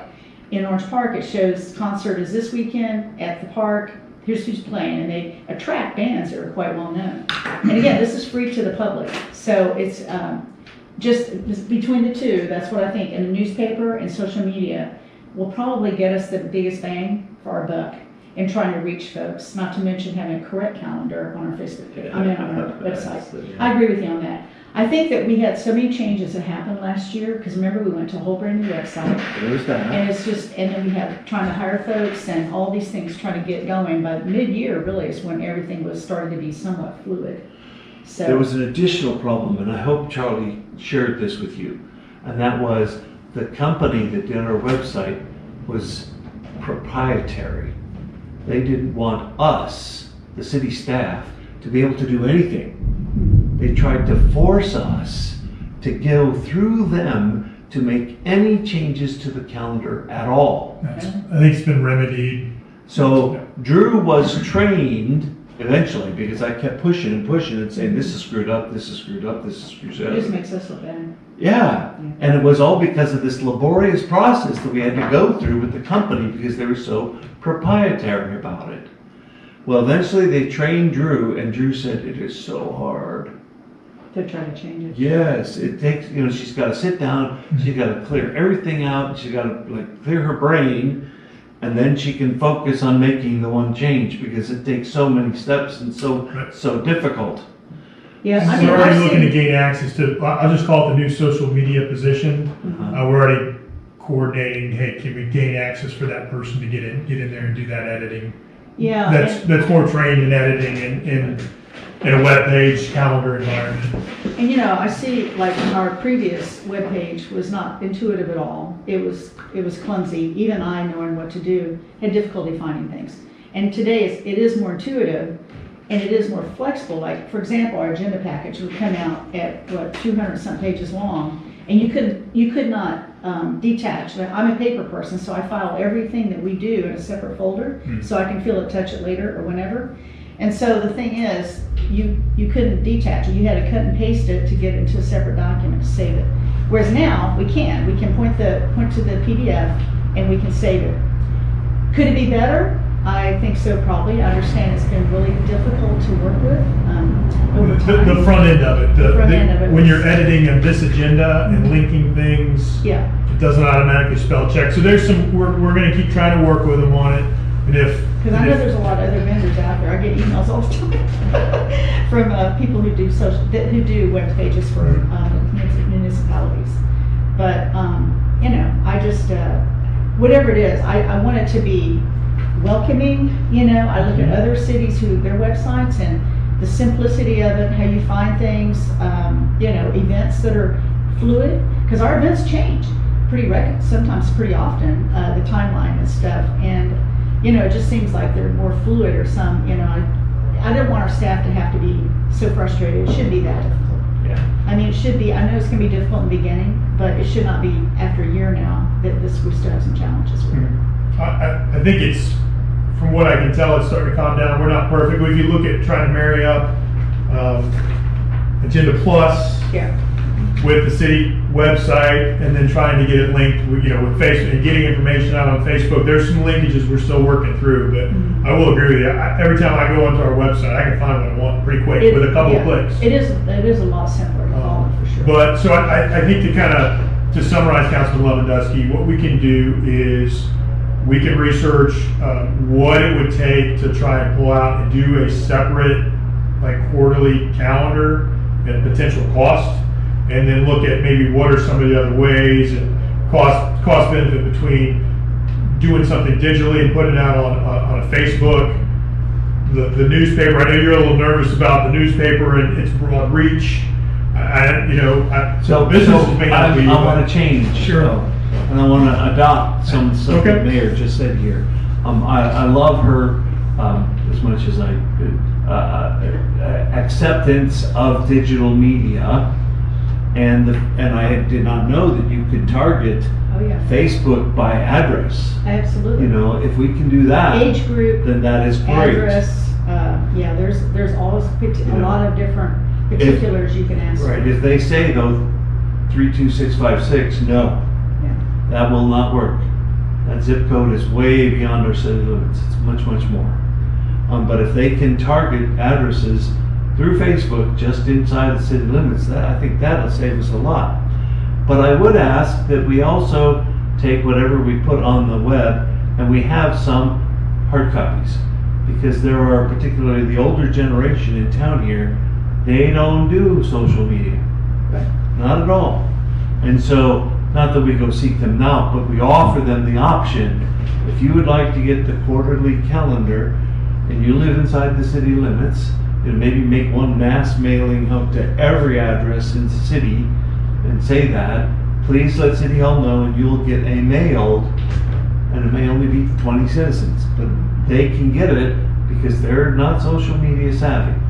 And additionally, I would add that mailing list to include our businesses downtown, because I don't know that they necessarily have a business Facebook page or whatever, and not, anyway, let the businesses get a copy of it too. So it'd be a marriage of those two. The vast majority, I think, would be, like you said, through the media, the social media. So I'm getting ready to launch a City of Keystone Heights business blitz. And I've been trying to do this for the last 2 years. I've nailed it down to, within the CRA is going to be phase 1, Lawrence Boulevard. And then phase 2 will be everyone outside of beyond Lawrence, which is still the CRA. And my goal is to share the strategic plan with them. Uh-huh. Also to show them how to find us here, all the access to the information in this building, who's doing what. Phone numbers, our emails, Right. set a one-sheet reference, which Debbie nicely created for me. And then the other piece will be how to navigate our website. How they can go to our website, they can see a recording for a meeting, just be the links back at them. And I am also going to run a survey with them with 4 basic questions, some of the challenges of rural America today with businesses. And these are the things: employment, economic growth, parking, just things that are needs that businesses seek. And get their input on some of those data points, and then ask them what is something they'd like to see us do different or not do. Or, like you said, how would you like to receive information about what we're doing? On top of that, Drew's doing a breakfast, business commerce with Coffee and Commerce at 5 o'clock on on the the 28th, Monday the 28th. Yeah, I got it. So she is going and individually inviting all of them to come Okay. and do this, kind of like what I'm doing, but she's going to talk more to our events and what events maybe they'd like to see us additionally do or did not do. So we're trying to, just because like with Mr. Hatch, some of the things he said recently, and like I said, it's been something I've been trying to do too, is to get to meet a lot of these folks, get to know them more than I do. And I think this is just a way to connect with them and give them this packet so they can put out on their desk. It'll be in a little binder that, they just won't pitch it and it'll have all that information in it. So these are just ways to connect further, like you said, with the businesses especially, and let them know that we are embracing that. I think that's great. I Wonderful. hope to do that before the middle of August. Awesome. And Drew, I think that's And Drew's gonna be amazing. down. Madam Mayor, Drew's Yeah. event's gonna be down at the pavilion. Yeah. Okay. And I'll Councilman be there. and the mayor are certainly welcome to attend if you want to hear. Yeah, I think they just need to see, because when I go in, they ask me like, what's going on the corner, or what's the latest happening, or whatever. And then I get in these conversations, but this is gonna be a consistent message to each single one of them with that packet. And here's how you need to find us if you have particular things that you're asking about, so we can address them. But we want them to know where we're going and how we're doing it. And so one of the other things that I recommended years ago was a part-time director of business development. Again, paying All right. $500. Talk to him about Okay. adding percent. Okay. No, it was just, well, it was funny when I was thinking about guidance from you all. Yeah. I was like, I remember it was Parks and Recs, and I was thinking about social media, and I put and it left it blank, because I knew there was a third, I couldn't remember what it was. Yep. So business development. Right, business development. And one of the things that I always thought that would be the responsibility of this part-time person would be to go, we have a business association. We have the Keystone Lake Region Business Association. And they meet monthly. And it would be the responsibility of this person to go to those meetings and fill them in on what's going on with the city. Right, the chamber supports that. Is The that- chamber, you're talking the one, Chamber of Commerce? No, Those- no, you're no. talking Is that the other Barbara one. Franklin? No, this is different. The Women's Club, Barbara Franklin. has Yeah, I it. think, yeah, Barbara I've been Franklin in runs it. contact with her to go to the meetings. Yeah? Just haven't gotten all the way through it yet. Okay. But And, I don't know if I walked in on. because that's where, well, that has been the business association for decades. Mhm. And I would have to think about this Chamber of Commerce stuff. They don't know what's going on in the city. They can talk Chamber of Commerce stuff, which is great, but they don't know what happens in here. And that's what they need. That's what they asked you for. That's what they need at the Keystone Lake Region Business Association, the KLRBA, as they've been known So for decades. on their behalf, they actually do more than we think they may know. They're here quite a bit. They recently hosted with their group that comes in for specific Leadership trainings. Clay. Mayor's talking about the Clay County Chamber of Commerce. Right. Right. Yep. So they host, they bring in business owners Right. that are part of Clay County, new business owners, and they take them through a course of training, have exposure to all of the business models in the entire county. Everything from police to hospitals, real estate, all the different levels, sheriff's office. They go and they visit all these areas in the county. They were recently here just a week ago and came and spent the whole day in town here. And actually Drew presented to them, thank God she was here, I was gone. But they went out to the airport, they went out to the park out here, Goldhead. Goldhead. They also. They did Black Creek Black Creek, intake yeah. station They did, and yeah. outfall station as well. Right. And normally, I've presented to them before. It's pretty cool because these are young business owners, entrepreneurial types that are just gaining additional knowledge on how they can manage their business wherever it's at in Clay County. But yeah, they have been here quite a bit, and then they host that meeting that they have once a month. So I think you misunderstand. In the 5 years I've been on council, there's been one meeting where a chamber person has been present in 5 years. Oh, they physically come to our. Yes. But They don't know what we do at our meetings. But they do watch our meetings. Well, Yeah. So it'd be good for you to talk to some of them and hear, because I have felt very supported by them.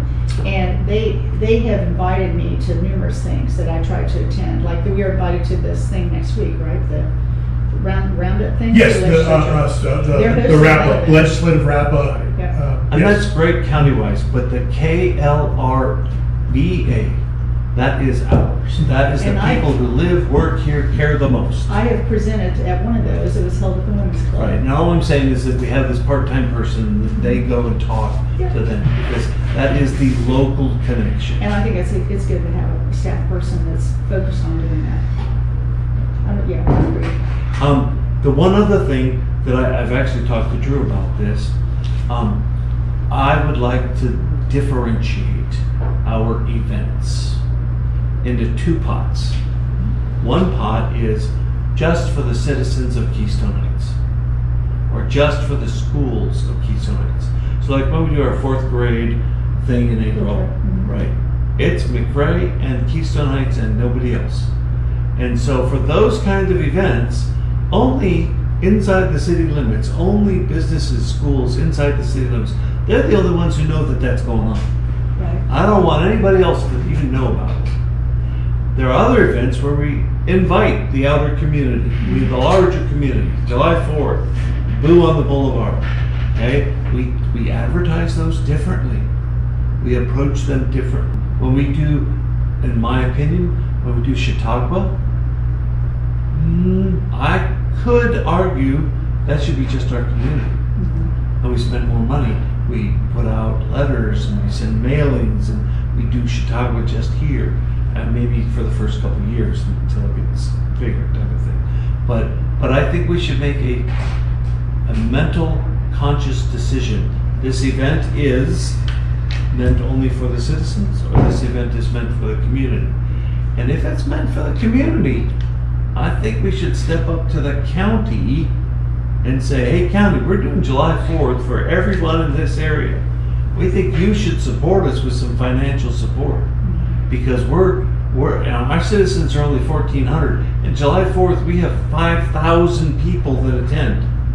Hey county, help us out. We're doing this for a lot more than just the citizens of We'll Keystone have to Heights. look into it. I don't know. I had a similar thought that 4th of July is really a regional event for us. And now And the you're booth bringing in has folks become from. really big. I'm sorry? Blue on the Boulevard has become very Yes, big. yes. I mean, last year, it was almost as many people. I'll talk with the county manager. See. So we used to partner with Kimberly Morgan with Clay County Tourism. She is no longer with them anymore. She was awesome. She kept us in the loop on everything. I don't know who the replacement was, but Clay County Tourism would probably be a good avenue to go down. So that's good for something like MotoSurf or Pro Cross, that's tourism. But Boo on the Boulevard is a local community event. We're not bringing in tourists really from outside the area. They're local people, but they're not from the city. So I think there's a differentiation there too. I agree, Bo, we should definitely try to make that connection again for like Pro Watercross and all that kind of thing. But for our July 4th and I mean, it goes in through Bradford County also. I mean, the crowd that comes here You're right. is not only, it's a 14,000, Yeah. 22656. It's 4 counties. But it's Bradford, and it's all of Clay. Putnam, last one. And some Putnam, Yes. it And brings Lawrence. in quite a few people. To me, the advantage of, because I still look, I understand what you're saying, like, we're trying to look at ways to kind of embrace our personal citizens more for them being here inside the city limit and stuff, because they do pay an extra tax to live in the city. 1,000. And the thing is, I do look at too, the 14,000 and the 32656 as income that comes here. It's hard to say you can't come here because this is just for a city event. I don't know how we would do that. But I do appreciate what they bring to us, including the outer areas when they come and shop here or come and, you know, be part of what we have, because it is the draw. So look at the race, the 5K that was just done for July 4th. Almost a 50% increase in racers just over a year.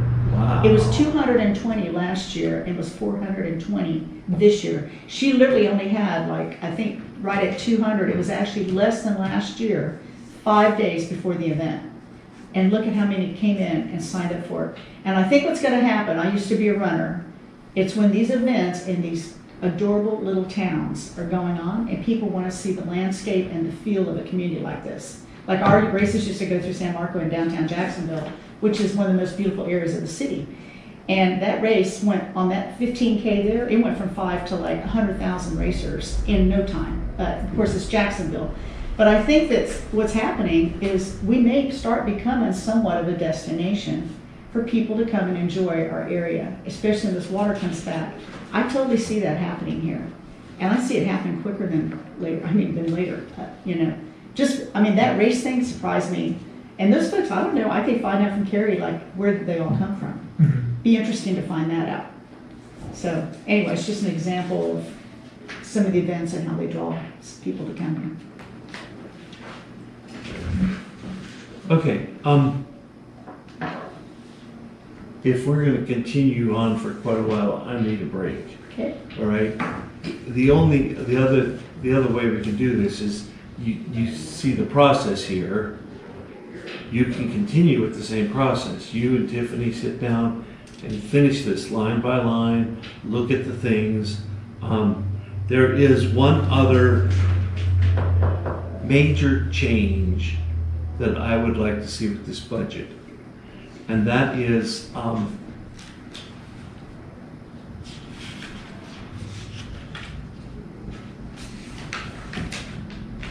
I would like to look at, let's just start with roads. We did, I don't know, what was it? It was supposed to be 200 and some odd thousand, but it ended up being 400 and some odd thousand to do some road work here. Okay, we have money set aside in a separate fund. I think it's called CIP, Capital Improvement Projects. The CDs. Yeah, that kind of thing. Yeah. It's called- And I would like to put in this budget a project. A couple $100,000, maybe even 500,000, I don't know. What needs to be done? And so there'd be two changes to the budget. One would be a new expense, which would reflect this city street improvement. But it would also be an income. And the income part would come from the capital improvements budget item, or set aside, or I don't know what you want to call it. But you know what I'm talking about. But like potentially cashing in a capital improvement, a certificate of Something like deposit. So it's the input to fund the new expense. Exactly. Yes, sir. Right, because if I remember correctly, legally, our budget must have the same expenses as income. And so if you're gonna introduce a $500,000 expense, you know, what are you gonna do? Generate $500,000 extra in property taxes? No, that's not going to happen. So where does this extra 500,000 come in from? Well, it's a transfer from another city account. Correct. And that's why we put the money aside there. Are you okay with that, Mayor? Yeah. Which line item was it you're looking at on that? So I was trying to look at for expenses, it would be under streets and roads, which is on page 6. Page 6, okay. So on page 6, you see where it says roads and streets? Yep. So somewhere in there, I'm not gonna be a micromanager. You, city staff, you figure out where roads and streets goes in. This is a $100,000 to $500,000, I don't know what, you know. Yeah, it just shows it's coming from a different fund of money, so it's not impacting our operational. Correct. Somewhere there. But we And need, then- we need an income line that would bring it in. Right. But So it may be under, I don't know, miscellaneous, I don't know where the right place is. There's probably, That would be a Rebecca question, because Yeah. these chart of accounts are like for, cities, so it has to be. so get on your phone and call up an expert and say, There you "Where are go." we with this?" 100%. Madam Mayor, are you good with that? I am.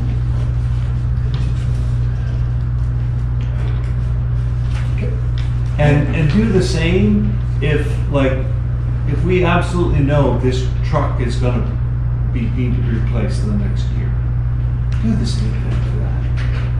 You know, since we don't have an inventory list right now, and we don't have a 20-year replacement plan yet, this is where I would hope that we could, my dream, I have so many dreams, is we have a government complex.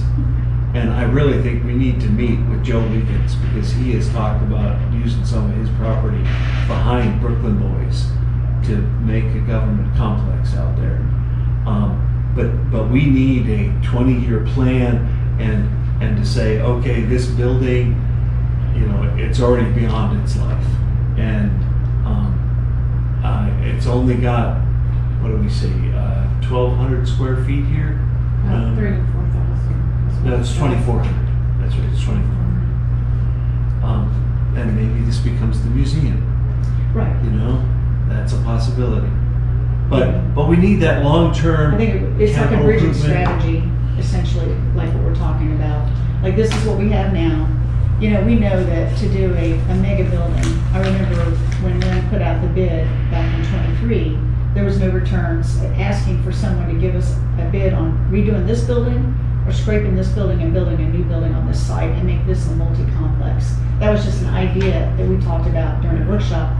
And I think it went out and nobody did anything, came back on it. So I think a bridging strategy to me is, you know, we're already trying to do a couple of things to update this building a little bit, very simply, facelift stuff.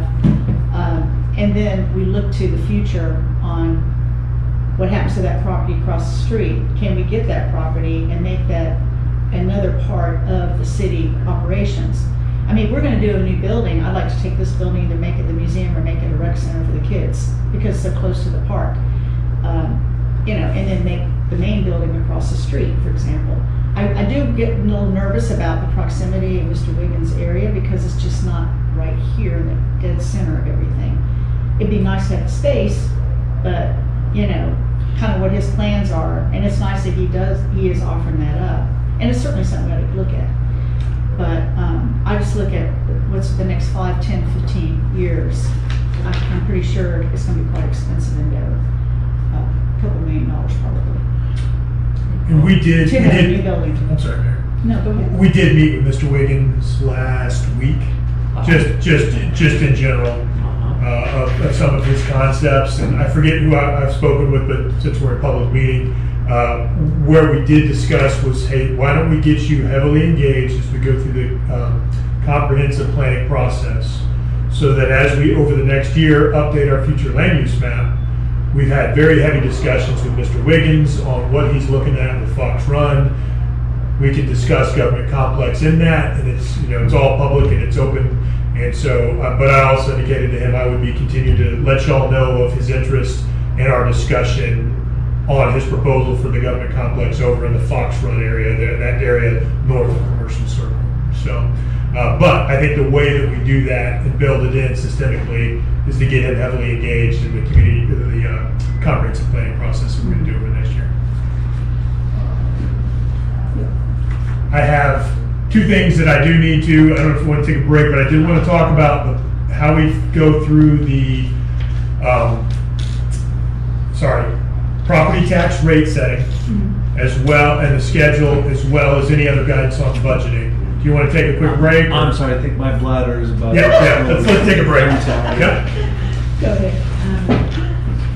Mr. Baker,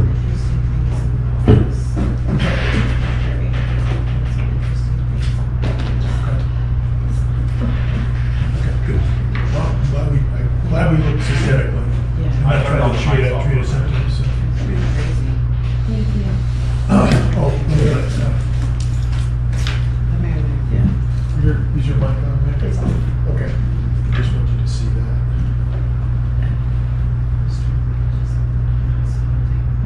They brought this in right at the beginning of the meeting, so I didn't want to say it. Yes. I haven't had a chance to follow up. Yeah, because she found it or something, I was on. Right. It's not a good situation, but we'll watch that up after public works. I know he's recovering from that knee thing. Mhm. Yeah, that knee replacement's rough recovery. I'm telling you. Sure. I think I think it's, Gallon of and. some kind of fluid in that glove we were talking about To start for the feeling John Deere. comfortable with the right leg, even though I'm publishing. He- Oh, really? Oh, yeah. And went to I mean, eat, said he went to eat, just texted me, said he because went of the to pain level, and I feel like I get stuck somewhere and figure it out. Mhm.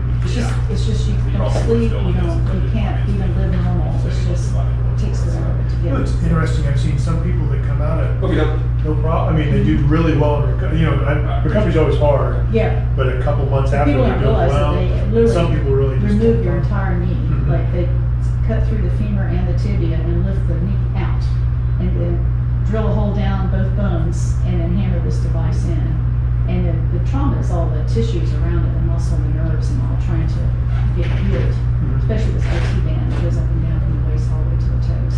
Yeah. So it's a, and I mean, I bounced back from every single surgery I've ever had done. People go, "Oh, you just had that done." But, I couldn't believe, and I watched the surgeries, I educated myself about what to expect. But that one was a tough one, huh? Yeah, this one was faster, but I think he used a smaller device in it. Okay. The JOI did both of them. But it is rough, especially the older you get. I can see, I was in my 60s when I had both of them done. We had a neighbor that had one done 3 or 4 years ago, and they had to go back in. Oh, you know, and everyone replace go back it, in. Oh, no. Replace it, Yeah, because because something then- wasn't right. Yeah, because they have to take more bone off. So they cut a chunk of bone off, and they try to measure the device to offset that bone that was removed. Alright. So every time they go back in, they gotta remove all of that destruction that happened as a result of infection or whatever, take off more bone, it's typically in the tibia, Oof. and then the device gets longer. So the pull part of it goes almost down to about right at the ground, Mhm. instead of just the kneecap, just for stability. Right, and Then you then get every time it's gonna be fractures and all that. slightly off. Oh, It's never yeah. gonna be right perfect. Yeah. I can I mean, imagine. when I say I am not the same, like all this, these nerve damage and all that mess is just not good.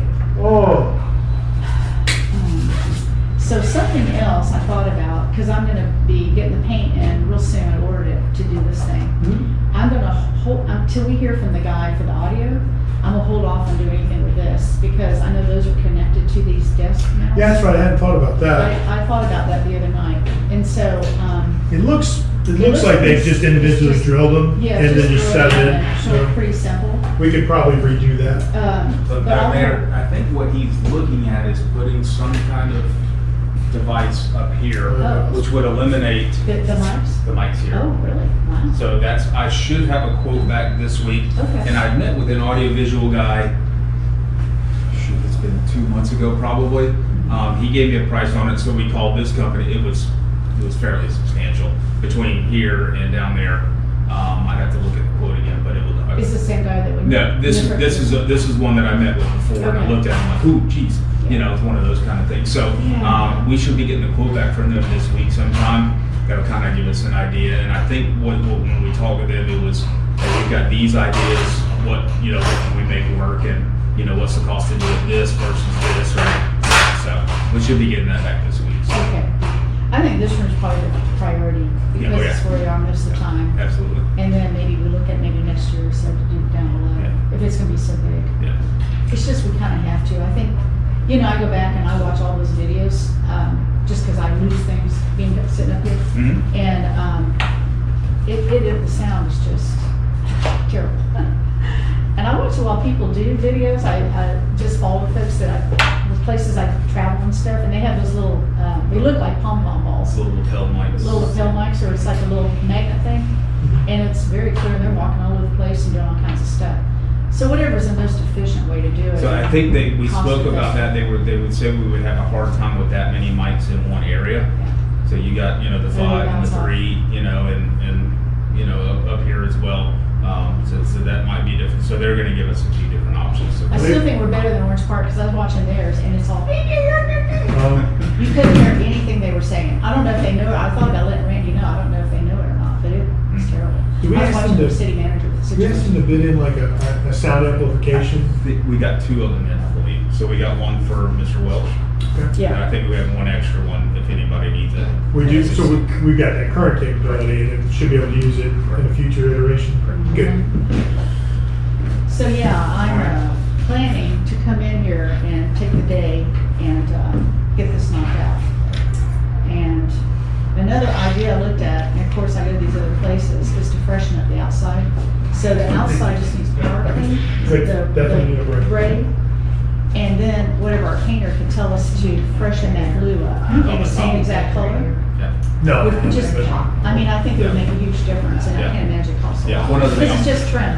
Yeah, and one other thing I'm working on too is redoing the front landscape. Oh, okay. Just keep it simple, basic, neat, Yeah. tidy, clean.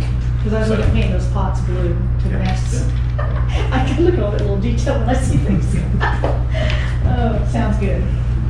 All righty. Let me turn the mics back on again real quick. Okay, so we're just Sorry gonna, about that. no, you're fine, you're fine. So we are just moving right along then. You okay with how it's going so far? Absolutely. Yep. Councilman, did you want to keep going through kind of line item, or did you want me to switch over to the schedule? You know what? Let me just make 2 comments about page 4, auditing, which is item 3480, and 3510, contingency hall membership. Auditing is typically something we do at the end of the year and the beginning of the year. And so I would expect those costs to come up as we contract with people to do audits. So in that, you're accurate in that, this underrun that you've seen, I think on yours probably shows, expense 12,000 out of the 50, is that? Mine actually shows 16 out of 50. Yeah, 16 out of 50. Okay, and so we did more recently start pushing some, they had, billed, and so it's gonna come up. And the audit is actually continuing, though it's late, and so you're right, it's backloaded and we'll get it, it'll resolve itself.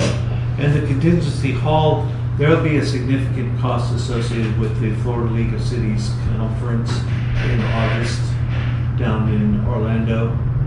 And so that 11,500, I would expect to jump somewhere to the 20s, maybe even 30,000. I'm sorry, that was the second line item, what were you talking about? That's a 3510 contingency city hall / membership. Right. Thank you, okay, got it, City Hall. And so that's typically the money that we up here on the dais spend to go to a conference or to get training or to whatever. And so that there's a big conference cost in August for us to go. Okay, so I got you. Instead of annualizing, we should just look at what did we expense at the end of this one, because we're rear loading it as well. Yeah, this Okay. one will spend a lot more, and so I would not reduce it like you have. Gotcha. Okay. No. I didn't think about that when we were looking at it. Yeah, so there's some costs that, like electricity bills and things like that, which nicely go month to month, and you can do it that way. There's other costs that are very. So just to clarify on this one, and Tiffany told me yesterday, the contingency city hall membership, that one is primarily used for our membership fees to professional organizations like the City County Manager Association. What are some of the other ones, Tiffany? Goodness, there's a lot, There- but it's just for City Hall. So down there where it says Okay, contingency for all right. mayor and council, So I'm confusing you with 3125. yes, sir. Okay, This, okay. and I didn't touch that one because it said mayor and council.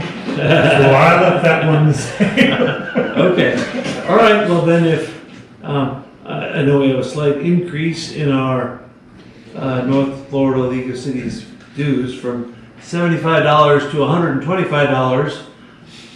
Not a big deal, obviously, but, okay.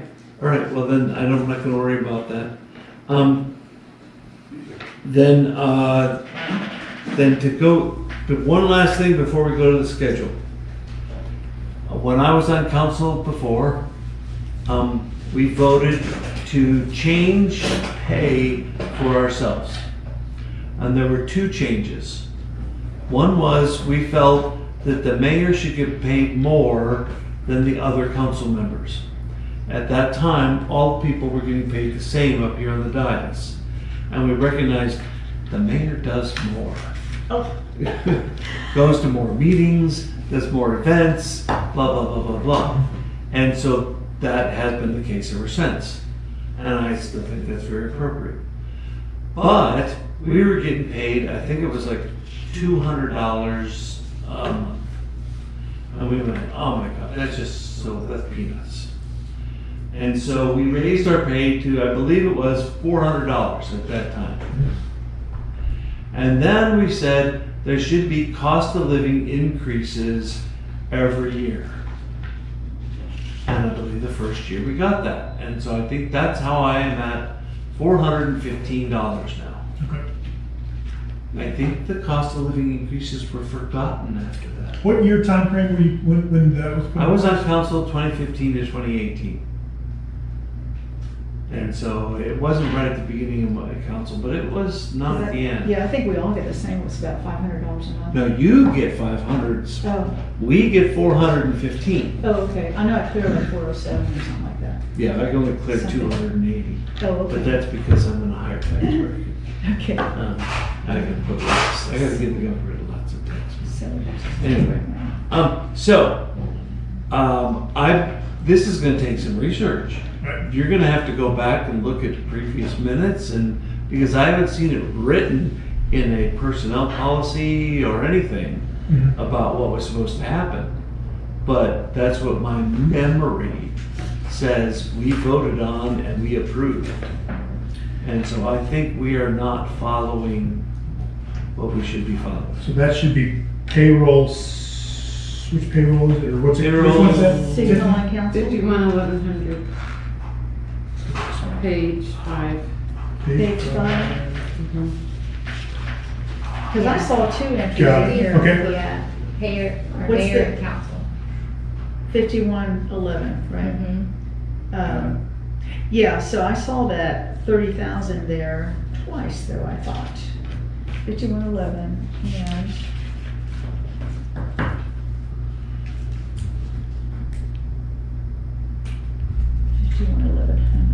Let's see. And while the mayor's looking for that, Councilman, I've got, we'll go back and research, when did that happen? 2007, 16, 17, 18, what was the decision? And then take a look at what that would have been annualized, roll forward multiple years and come back in an updated version of the new budget with a different number to propose to the city council for consideration. Is that like a good summary? Yes. Okay. And particularly for our new members on council, I'm back on page 4, the contingency money for mayor and city council, which is 3125. What are the rules for that? So normally this is where we pay for conferences and training and that kind of thing, but also shirts potentially. When I was on council before, I used my contingency funding to buy the city coins that we had. Are there other things that we as elected officials can buy with this money? And what would that be? Some cities will, for example, when we go to Florida League of Cities, they'll bring with them small gifts. They'll bring with them little armbands that say Keystone Heights on it, or coins to hand out, Keystone Heights on it. Can we get something like that with our contingency money to hand out as a little gift? Or when anyone comes to an event for us and is a keynote speaker, like at a Florida League of Cities dinner hosted here, is there a small Keystone Heights gift that we can give to them? I know Drew talked about that, volunteers. People volunteer, something they can have. The MC of the parades. We have every parade has an MC. My training, my mentors have always taught me that we should have MCs or parades who are people who can help us. So you invite your representatives, you invite your congressman, you ask the governor to be the MC of your parade. People who can help us. What's also really nice, you can have a little plaque that says MC of the Keystone Heights Parade, July 4th, 2025. You know, so they have something they can take home with them. I don't know if that should come from the contingency fund or the festival fund or something like that. But as the mayor said many times, and I totally agree with her, this city is destined for greatness. When those lakes come back, I'm just gonna say, oh my God, this city is going to change. And so, the project might be Sylvan Way parking. That might be the one to do. Because we are gonna get an influx of people. That might be I mean, it. without a doubt, I think with the presence at events that are not only local, but in the county and state level, whoever of us go, we're touching a lot of people all the time. And it continues to grow. I mean, it's amazing. I got a thank you note from Commerce, State of Commerce, Mr. Wiley, There you go. just last night. There you For the go. meeting at the airport. Oh. Yeah, I'm sorry, Kelly, Alex Kelly. And, you know, I'll follow up back with him. But these are folks, these are stakeholders to me that are very critically important to us. And the more people see us and talk to us and hear us, like all the mayor meetings, the Florida League of Cities meetings, all the things that we have presence at, we're all of a sudden like, we need to go see who they are, because we're like that little corner in Clay Yeah. County, and they're like, I mean, I go to state meetings now and they all know who we are. I mean, it's a really nice thing, and they relate to us, things that we're doing, like how do you do this or that. So there's a huge amount of pride for me, especially when I see the turnout and happiness with business owners and residents here of seeing the things that are happening. I hear compliments all the time. It's been going on now for a good solid year. And I'm very, very proud of that. And I just think you get the right people to get thoughts together and that synergy, and we just continue to make it better. That's what we're doing. One question I had here on this was trying to get clarification on the 511-100 that shows the annual budget for $30,000 on page 5. And then I see it again on, it's also listed as, it's the same amount, 513-111 on page 4. I'm trying to see, is that a duplication or something? See where it says Oh, yeah. 513-111, 30,000. It says City Hall Council pre-tax. So And then that's payroll tax. That's- So, okay. yes. So our payroll and then City Hall's payroll, or council payroll, that's the amount of payroll taxes. Okay.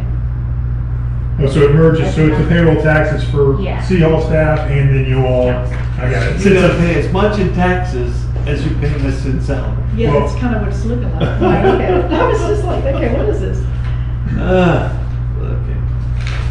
And the other thing on the reference about the salaries, so I too, so when I'm at these mayor things, they talk about the salary they make in their cities. Like, for example, I believe the guy Destin Beach doesn't make anything. His zero salary. But you see others who are a couple $100,000 a year. So I did some research on, and I gotta find it again, Florida League of Cities shows the salaries in the guide that they have. So I wanna say it was under 5,000 residents is this range, is recommended. And then it goes on with population that you serve is the salaries that is suggested. Now, whether or not we can do whatever, I don't know, I mean, or change something. I personally don't need a raise, you know, I look at, it's just how I do things. I take it on as a responsibility. I didn't expect to be paid to do this, personally, I just didn't. And I just use it to put back into whatever things I like to see that I wanna do here.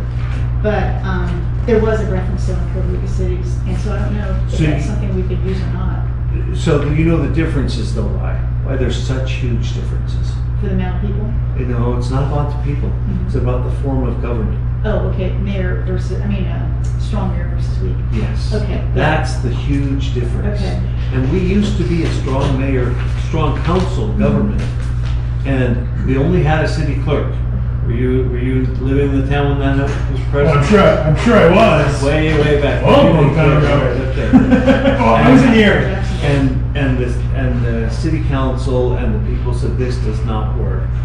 Because, well, we had two problems. One was we couldn't do enough. Right. It's, And then we had some people that did a lot and other people did almost nothing.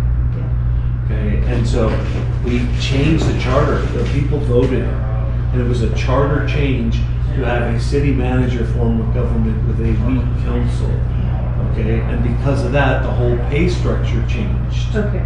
And that's why the pay is so low. But it was zero is criminal as far as I'm concerned. Yeah. You know, your time is worth something. Yeah. And that's why we went from like 200 to 400 and 500. I think it was, the council was 400 and the mayor was 5 or 550. And then we said increase that with the cost of living percentages every year. And so I would guess you should be at the $600 or $700 a month level by now, since we did that.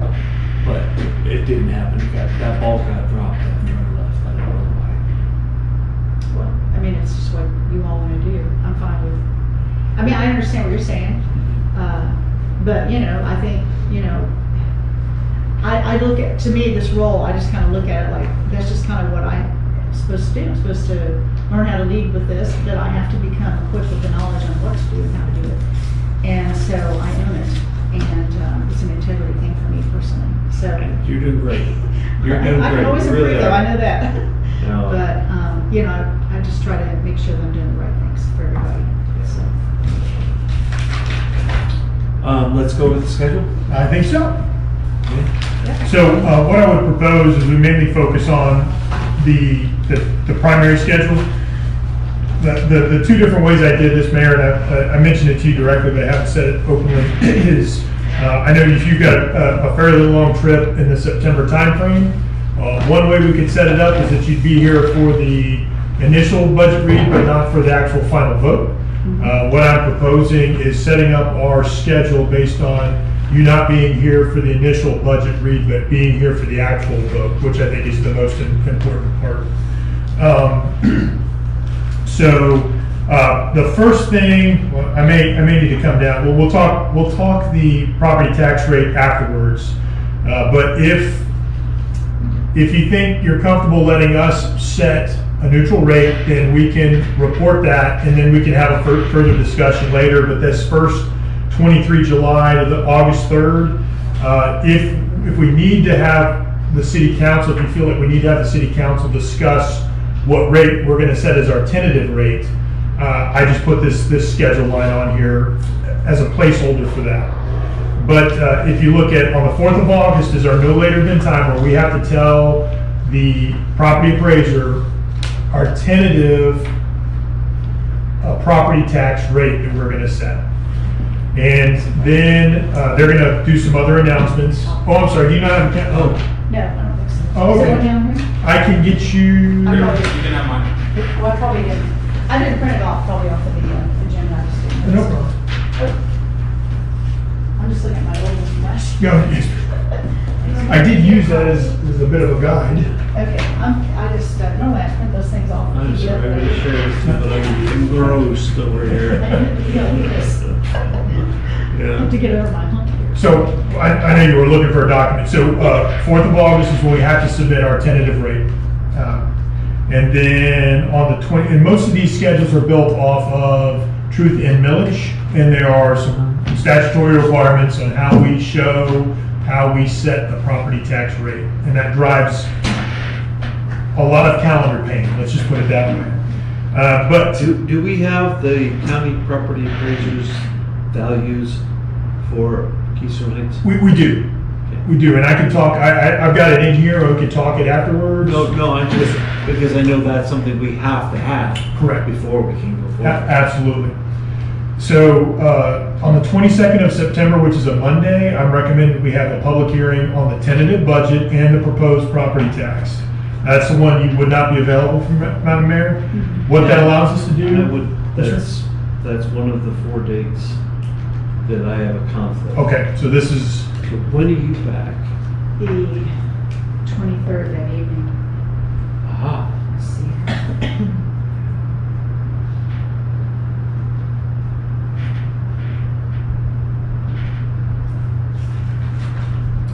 So I'll be back in town the 24th.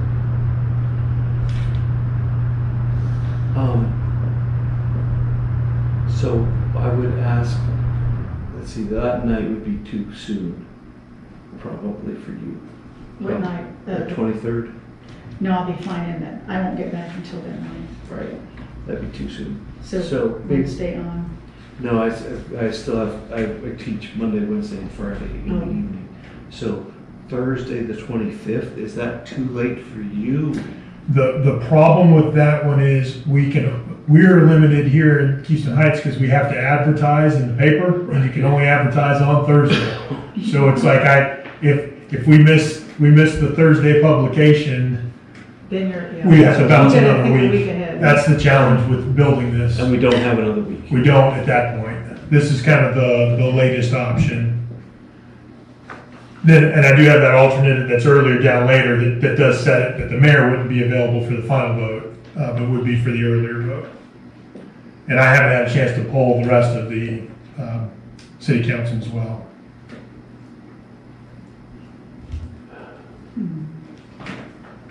So you're not available on the 29th, Of September? right? Yes. Well, mayor is available. Mhm. On the 29th, yeah. Okay. That's it. So when we advertise it, 5 days is the maximum after it's advertised that you can wait to actually have the final vote. That's why if we advertise on a Thursday, we need to have the meeting on Monday.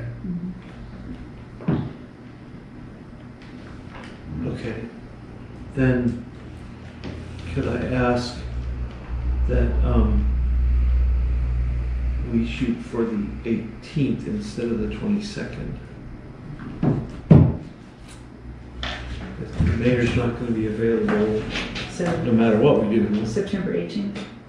Could we do it on the 18th? And this would be the tentative hearing? This would be, instead of 22 September, I guess that's what you're calling it, For the tentative public budget. hearing. Public hearing on tentative budget. And of course, I should have brought, oh, thank you, Tiffany, you're the best. The one thing I didn't bring was my phone and the calendar. Okay, so if we went 18th, let me see here real quick. The 18th would be a Friday. No, 18th would be a Thursday. Oh, sorry. Right. Give me 1 sec. Sorry, what did I have you on? We were in July. Sorry. Okay, so Well, we are if in July, but we- no. if we go to the 8th, the Thursday, the 18th of September, it would be the tentative, the first meeting. the public hearing on tentative budget and proposed property tax rate. Okay, so then if we held that on the Thursday, the 18th, the first time we could advertise, which would be, we could advertise on the 25th, advertise on the 25th, and then we could hold a meeting on the 29th, the final. Right, and so what I would do is I would attempt to schedule a student exam on that day and ask one of my colleagues to administer the exam so I could make that meeting. Okay. Does that work, Jamie? I believe so. I believe it does off of the triggers that I know to be a requirement. Once the tentative meeting, you have to advertise within 15 days after the tentative meeting. So advertising on the 25th would meet that. The 25th would go out on a Thursday, and then we would hit within 5 days, if we go Monday, the 29th, for the final meeting. I believe that meets all the truth and millage. The only thing that can impact that would be the availability of other council members to get a quorum. And then if somehow either the 18th or the 29th ended up being the Clay County commissioners or the school board meeting. And so last time I checked, those dates have not been published yet. And that's just Because it's part of the challenge, the other part of the challenge in scheduling this. But I think this tentative plan that, Councilman, that you proposed will work right now. And that way you're here for the final vote. Yeah. Because the alternate scheduled down below, you're not available for the final vote. Right. And yeah. I'd rather you were here for the final vote. Yeah, original. So I think that works. If that works for the two of you, what I'll do is I'll send a note out to the other council members and just confirm, see what we've got on a quorum, and move forward. Unless y'all have any other concerns, I think we're good on this. So you know what the council did last year? We did a rollback. Okay, we kept the dollar amount the same for all of our citizens. But the vote was 3-2. We did not all agree on that. Okay. So I don't know what's going to happen. Now, if you're keeping track of stuff in Tallahassee, there is talk about doing away with all property tax. And there are two ways, if you assume that is going to happen, there are two ways to approach it. One is wait and see if it happens. If it does happen, we'll just go cold stone turkey when it does. And we'll to make the dramatic cuts that we have to make because we'll lose a large amount of funding. $300,000 to $400,000. Yeah, so, yeah, property taxes budgeted this year was $378,000, and we would go to 0. Plus part of the CRA is funded by those taxes. Yeah. That would if they ended property taxes, it would effectively kill community redevelopment agencies. I don't mean to use a term. The community redevelopment agencies would not have funds because they are funded through property Yeah. taxes. So that's one approach, and I would call that the hope. Let's hope things don't go that way. Okay. The other way to do it is to do rollback again, tighten our belts a little bit more, and every year that because this could be a 5-year thing before it happens, we reduce our dependency on property taxes. And so if and when it does happen, it's not such a major blow. Or a third approach is we keep property taxes high, we take extra money, we put it into savings, so to speak, and then when the blow comes, we've got some cushion. I don't know how the council will vote. This will be very interesting about what's going to happen. Last year when I did my research, we were at 4.25%, and I took population-wise the 15 cities closest to us that were below our population and the 15 cities in Florida that were above us in population and said, what do they charge as their millage rate? And the average was like 4.2, and we were 4.25. So we were right around average. And when the budget came to us, I said, we don't even know how we're going to spend the whole budget. The budget that we didn't even balance, if you remember that. But we had this huge 100,000 plus extra money. And I said, we don't even know how we're going to spend it. There's no way we should be asking the citizens for this. Unless we know how we're going to spend it, I said, we should do rollback. And so it was a 3-2 vote, and we did rollback. So I'll see what it looks like. I may propose rollback again, I may not. And if we have a budget and we show we're going to spend it, and it's all for really good stuff, then I may go with your recommendation, which is, basically a no millage rate increase. But it is still a $1 increase to all the citizens. Sure, and Councilman, if you don't mind me, I'll just read this because folks maybe eventually read this online or watch this online may not know what we're talking about here. And so what I said was the city manager recommends assuming a neutral property tax rate of 3.8847, or just to say it easily, 3.9, with $409,029 in projected property tax income. If we set that rate, that's what it would be. The rollback rate would be roughly 3.59, or just simply said 3.6, with a projected income. The rollback rate just gets the same tax income that you had the previous year. So it's roughly 378. We haven't calculated the exact rollback, but it's going to be right around 3.6. The difference would, if we stayed at the neutral rate, You bring in more income, that would bring in more income of roughly 31,000 if you stayed at the neutral rate, which equivalent, when you figure about 600 households in the city of Keystone Heights, it's roughly $52 per household. And so when I recommend setting that tentative rate for sure, right now, what we have to, like I said, on the 4th of August, we've got to tell the property appraiser no later than what rate to set, so he does another round of calculations and has to send out truth and millage information. The city council is not locked in with that tentative rate. The city council can continue to discuss through the budgeting process up until the final vote what millage rate to set. If we set the neutral rate, the city council can always go down in their vote. They can decide to go to the rollback later. If we set on the 4th of August, the rolled back rate, the city council, that administrative action locks us out from voting in, locks the council out from voting in the neutral rate, the higher rate. So you can't go back up, you can Right. only go down. Another way to say it is on August 4th, we set a maximum millage rate. That's what we set. And last year, what we were offered were 3 options: the rollback, the neutral, and something above the neutral. And I think we just set the high one just to give us the most options. And then we eventually went with the lowest.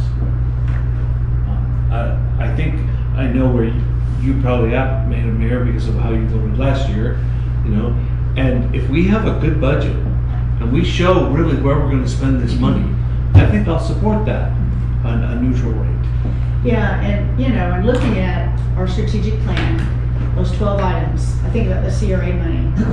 There's so much unpredictability of what's going to happen at the state level between the property tax incentive idea or the concept, and then the whole thing with the CRA being done away with. So to me, with us investing already so much time and effort into the strategic plan and the focus 3-year plan, I feel like, when I look at $50 a household, it's maybe dinner or something for a family, but I feel like with what we're giving back with those funds is way more than that. And I think we have to protect that until we have some more stability on what's happening in Tallahassee.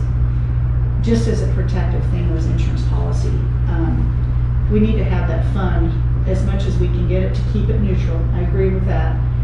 And hope that, we'll continue to keep those funds, because if they go away, I don't know, I'm hoping they have a game plan for what they would do to replace some of those, because every city is going to be faced with the same problem. So I feel like when I did my research on outer areas for mill rate, also just like you did, Dan, I felt like, I feel really good about the fact that we were able to maintain the 4.2 for as long as we have, and then the fact that we even were able to drop it a bit. I see other cities that are way over that 4. They're even up to 10 or 15 or whatever. 10 is the max by law. Well, but I know that some of them had more challenging times. I think, there's some other cities that I looked at and that I communicated with. So even if it's 10, that's huge. We don't ever want to get in those weeds. And I think the worst thing that any of us can go back to a citizen with is we're going to increase the tax. Even if it's a little bit, it's the words. And it's that thing, we're getting our taxes increased because we live in the city. So I hate to, that was the reason for me last year, is I don't want to ever appear that we're increasing. If we have to go back and increase it because we don't have some funds, I just feel like where we are right now is comfortable, we have money, we are spending the money, and you're right, we weren't spending money last year. But now we have the right people on board to help us do those things. And I kind of like the direction that we're going and keeping it neutral as well.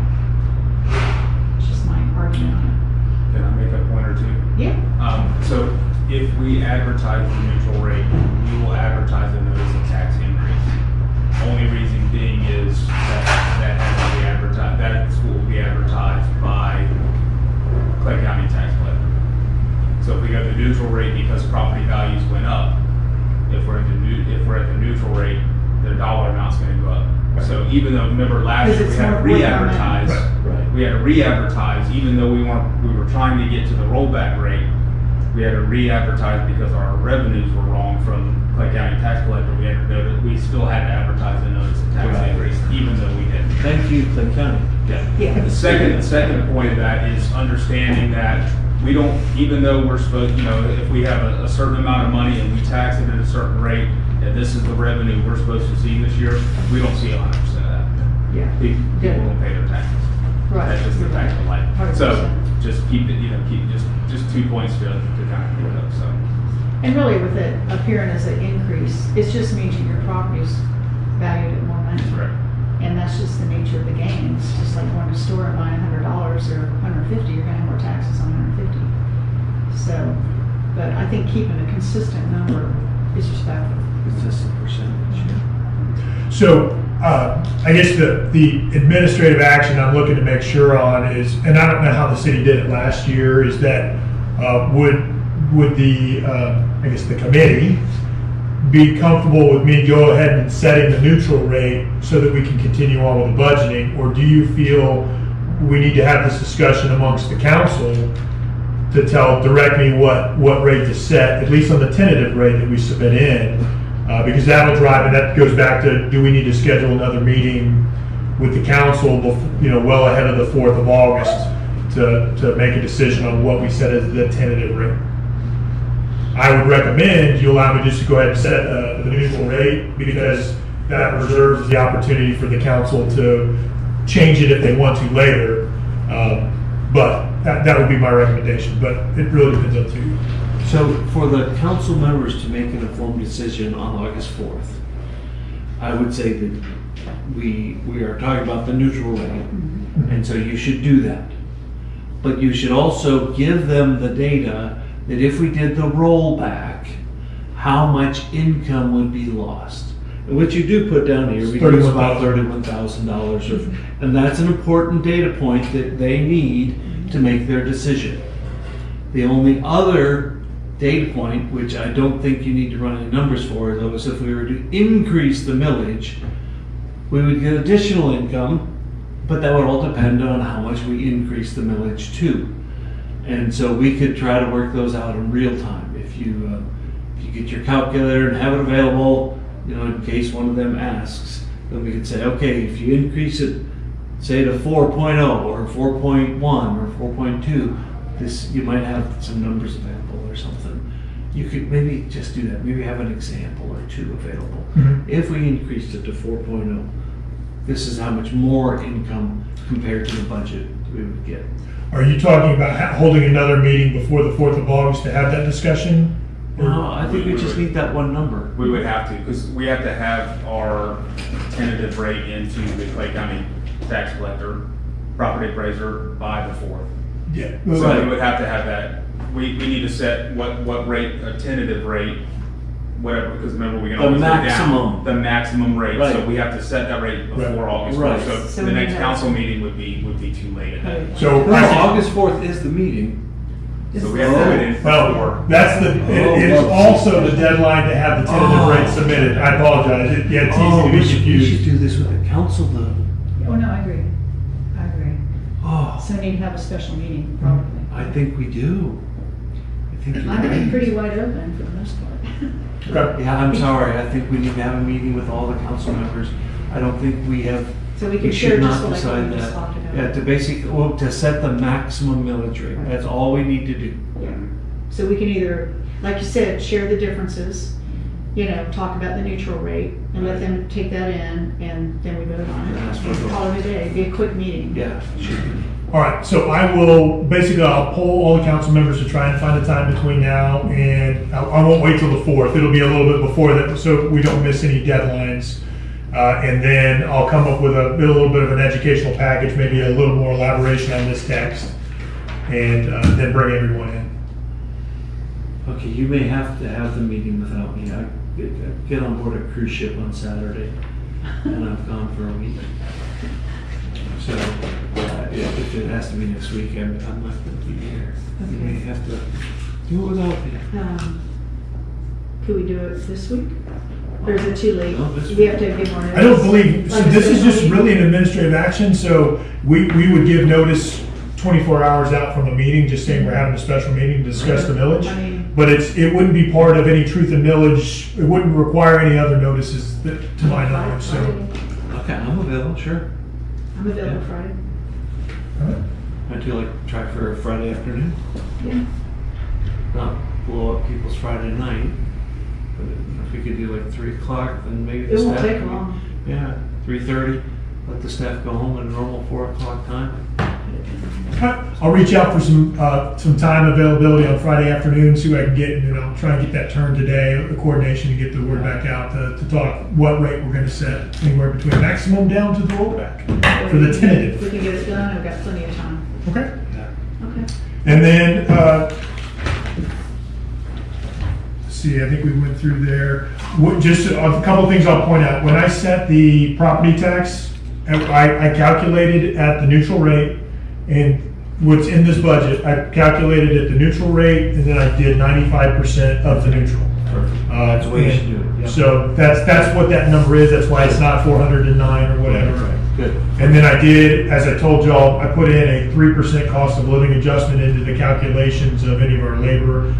I will, as one of the many notes, go back and look at the city council as well, and do that research. Did y'all want to provide, I think I've got your guidance on potential positions, Councilman, on maybe 3 positions, but about $500 a month. I did not build that into this version, but I'll build it in so we can talk about Are it. you okay with that?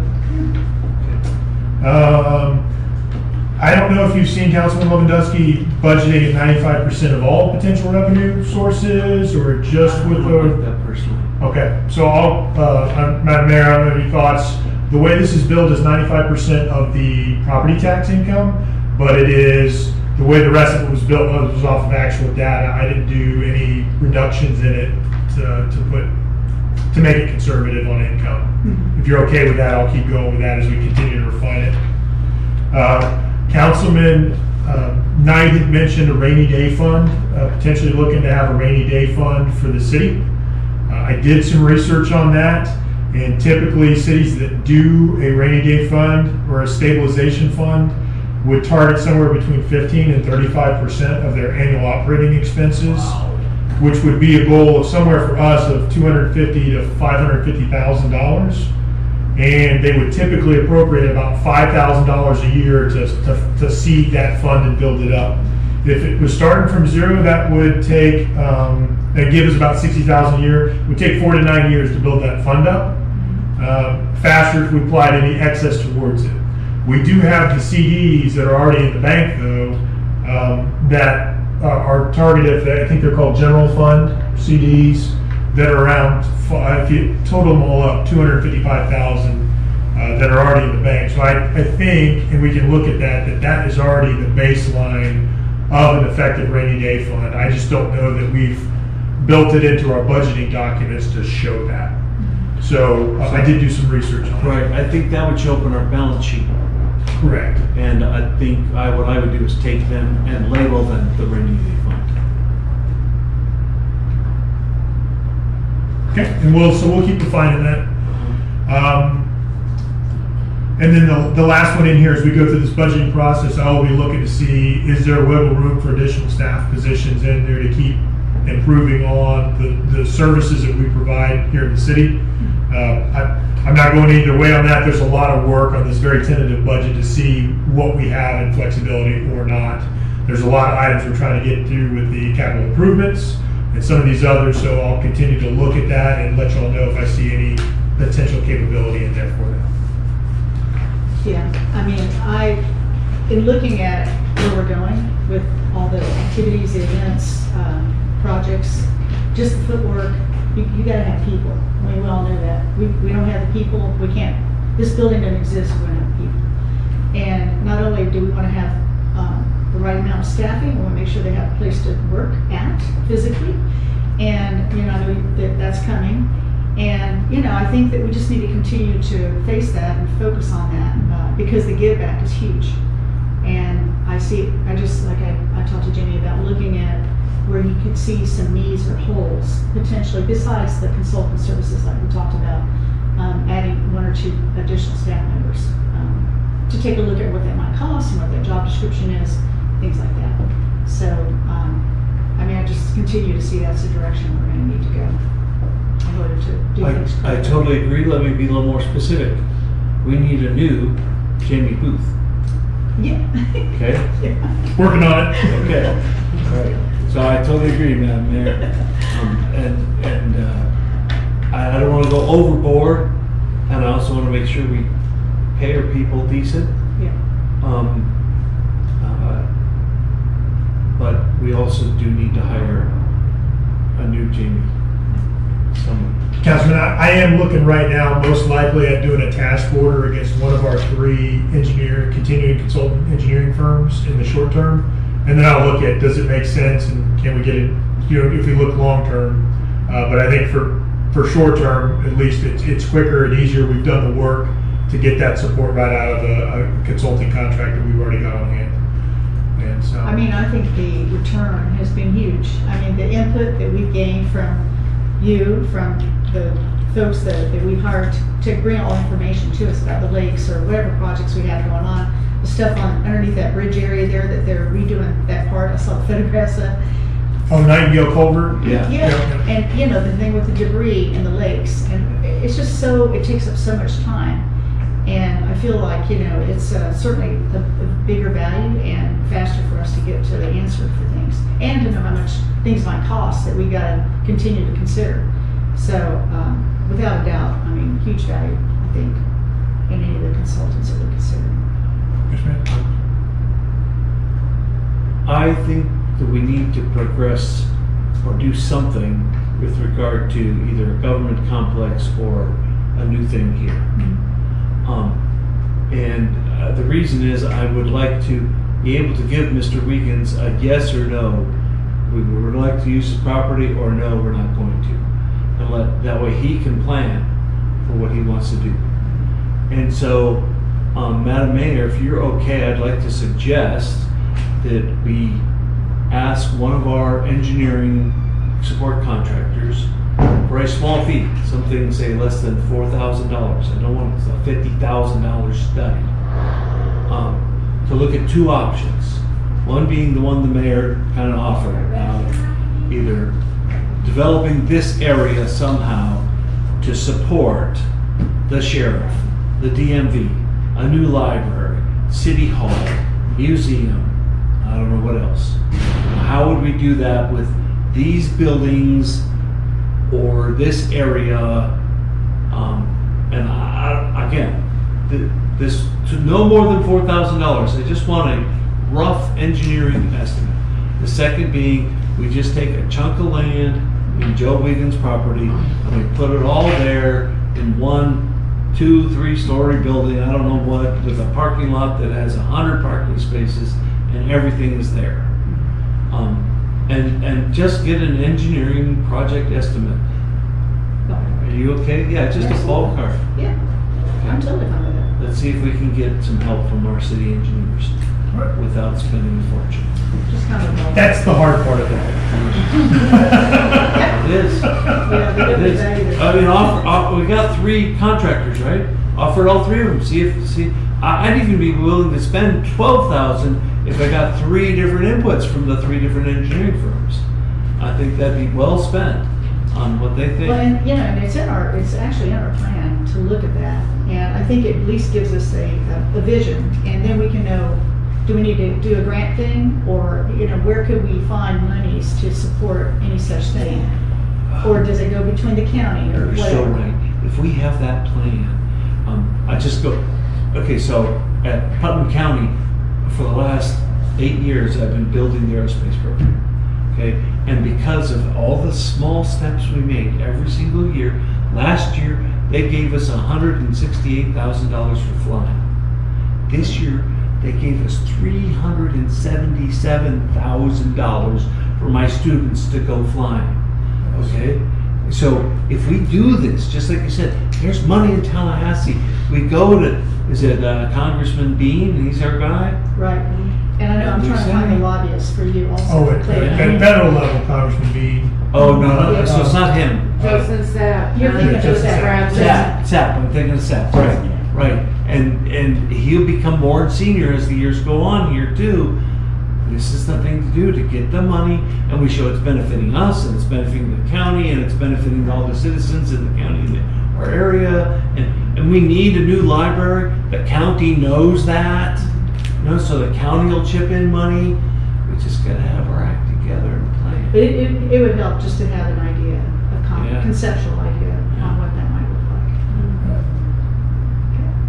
I like it. Well, Well then, yes, ma'am, I think that's it. Sorry it took so long. No, that's okay, we got Yeah. plenty of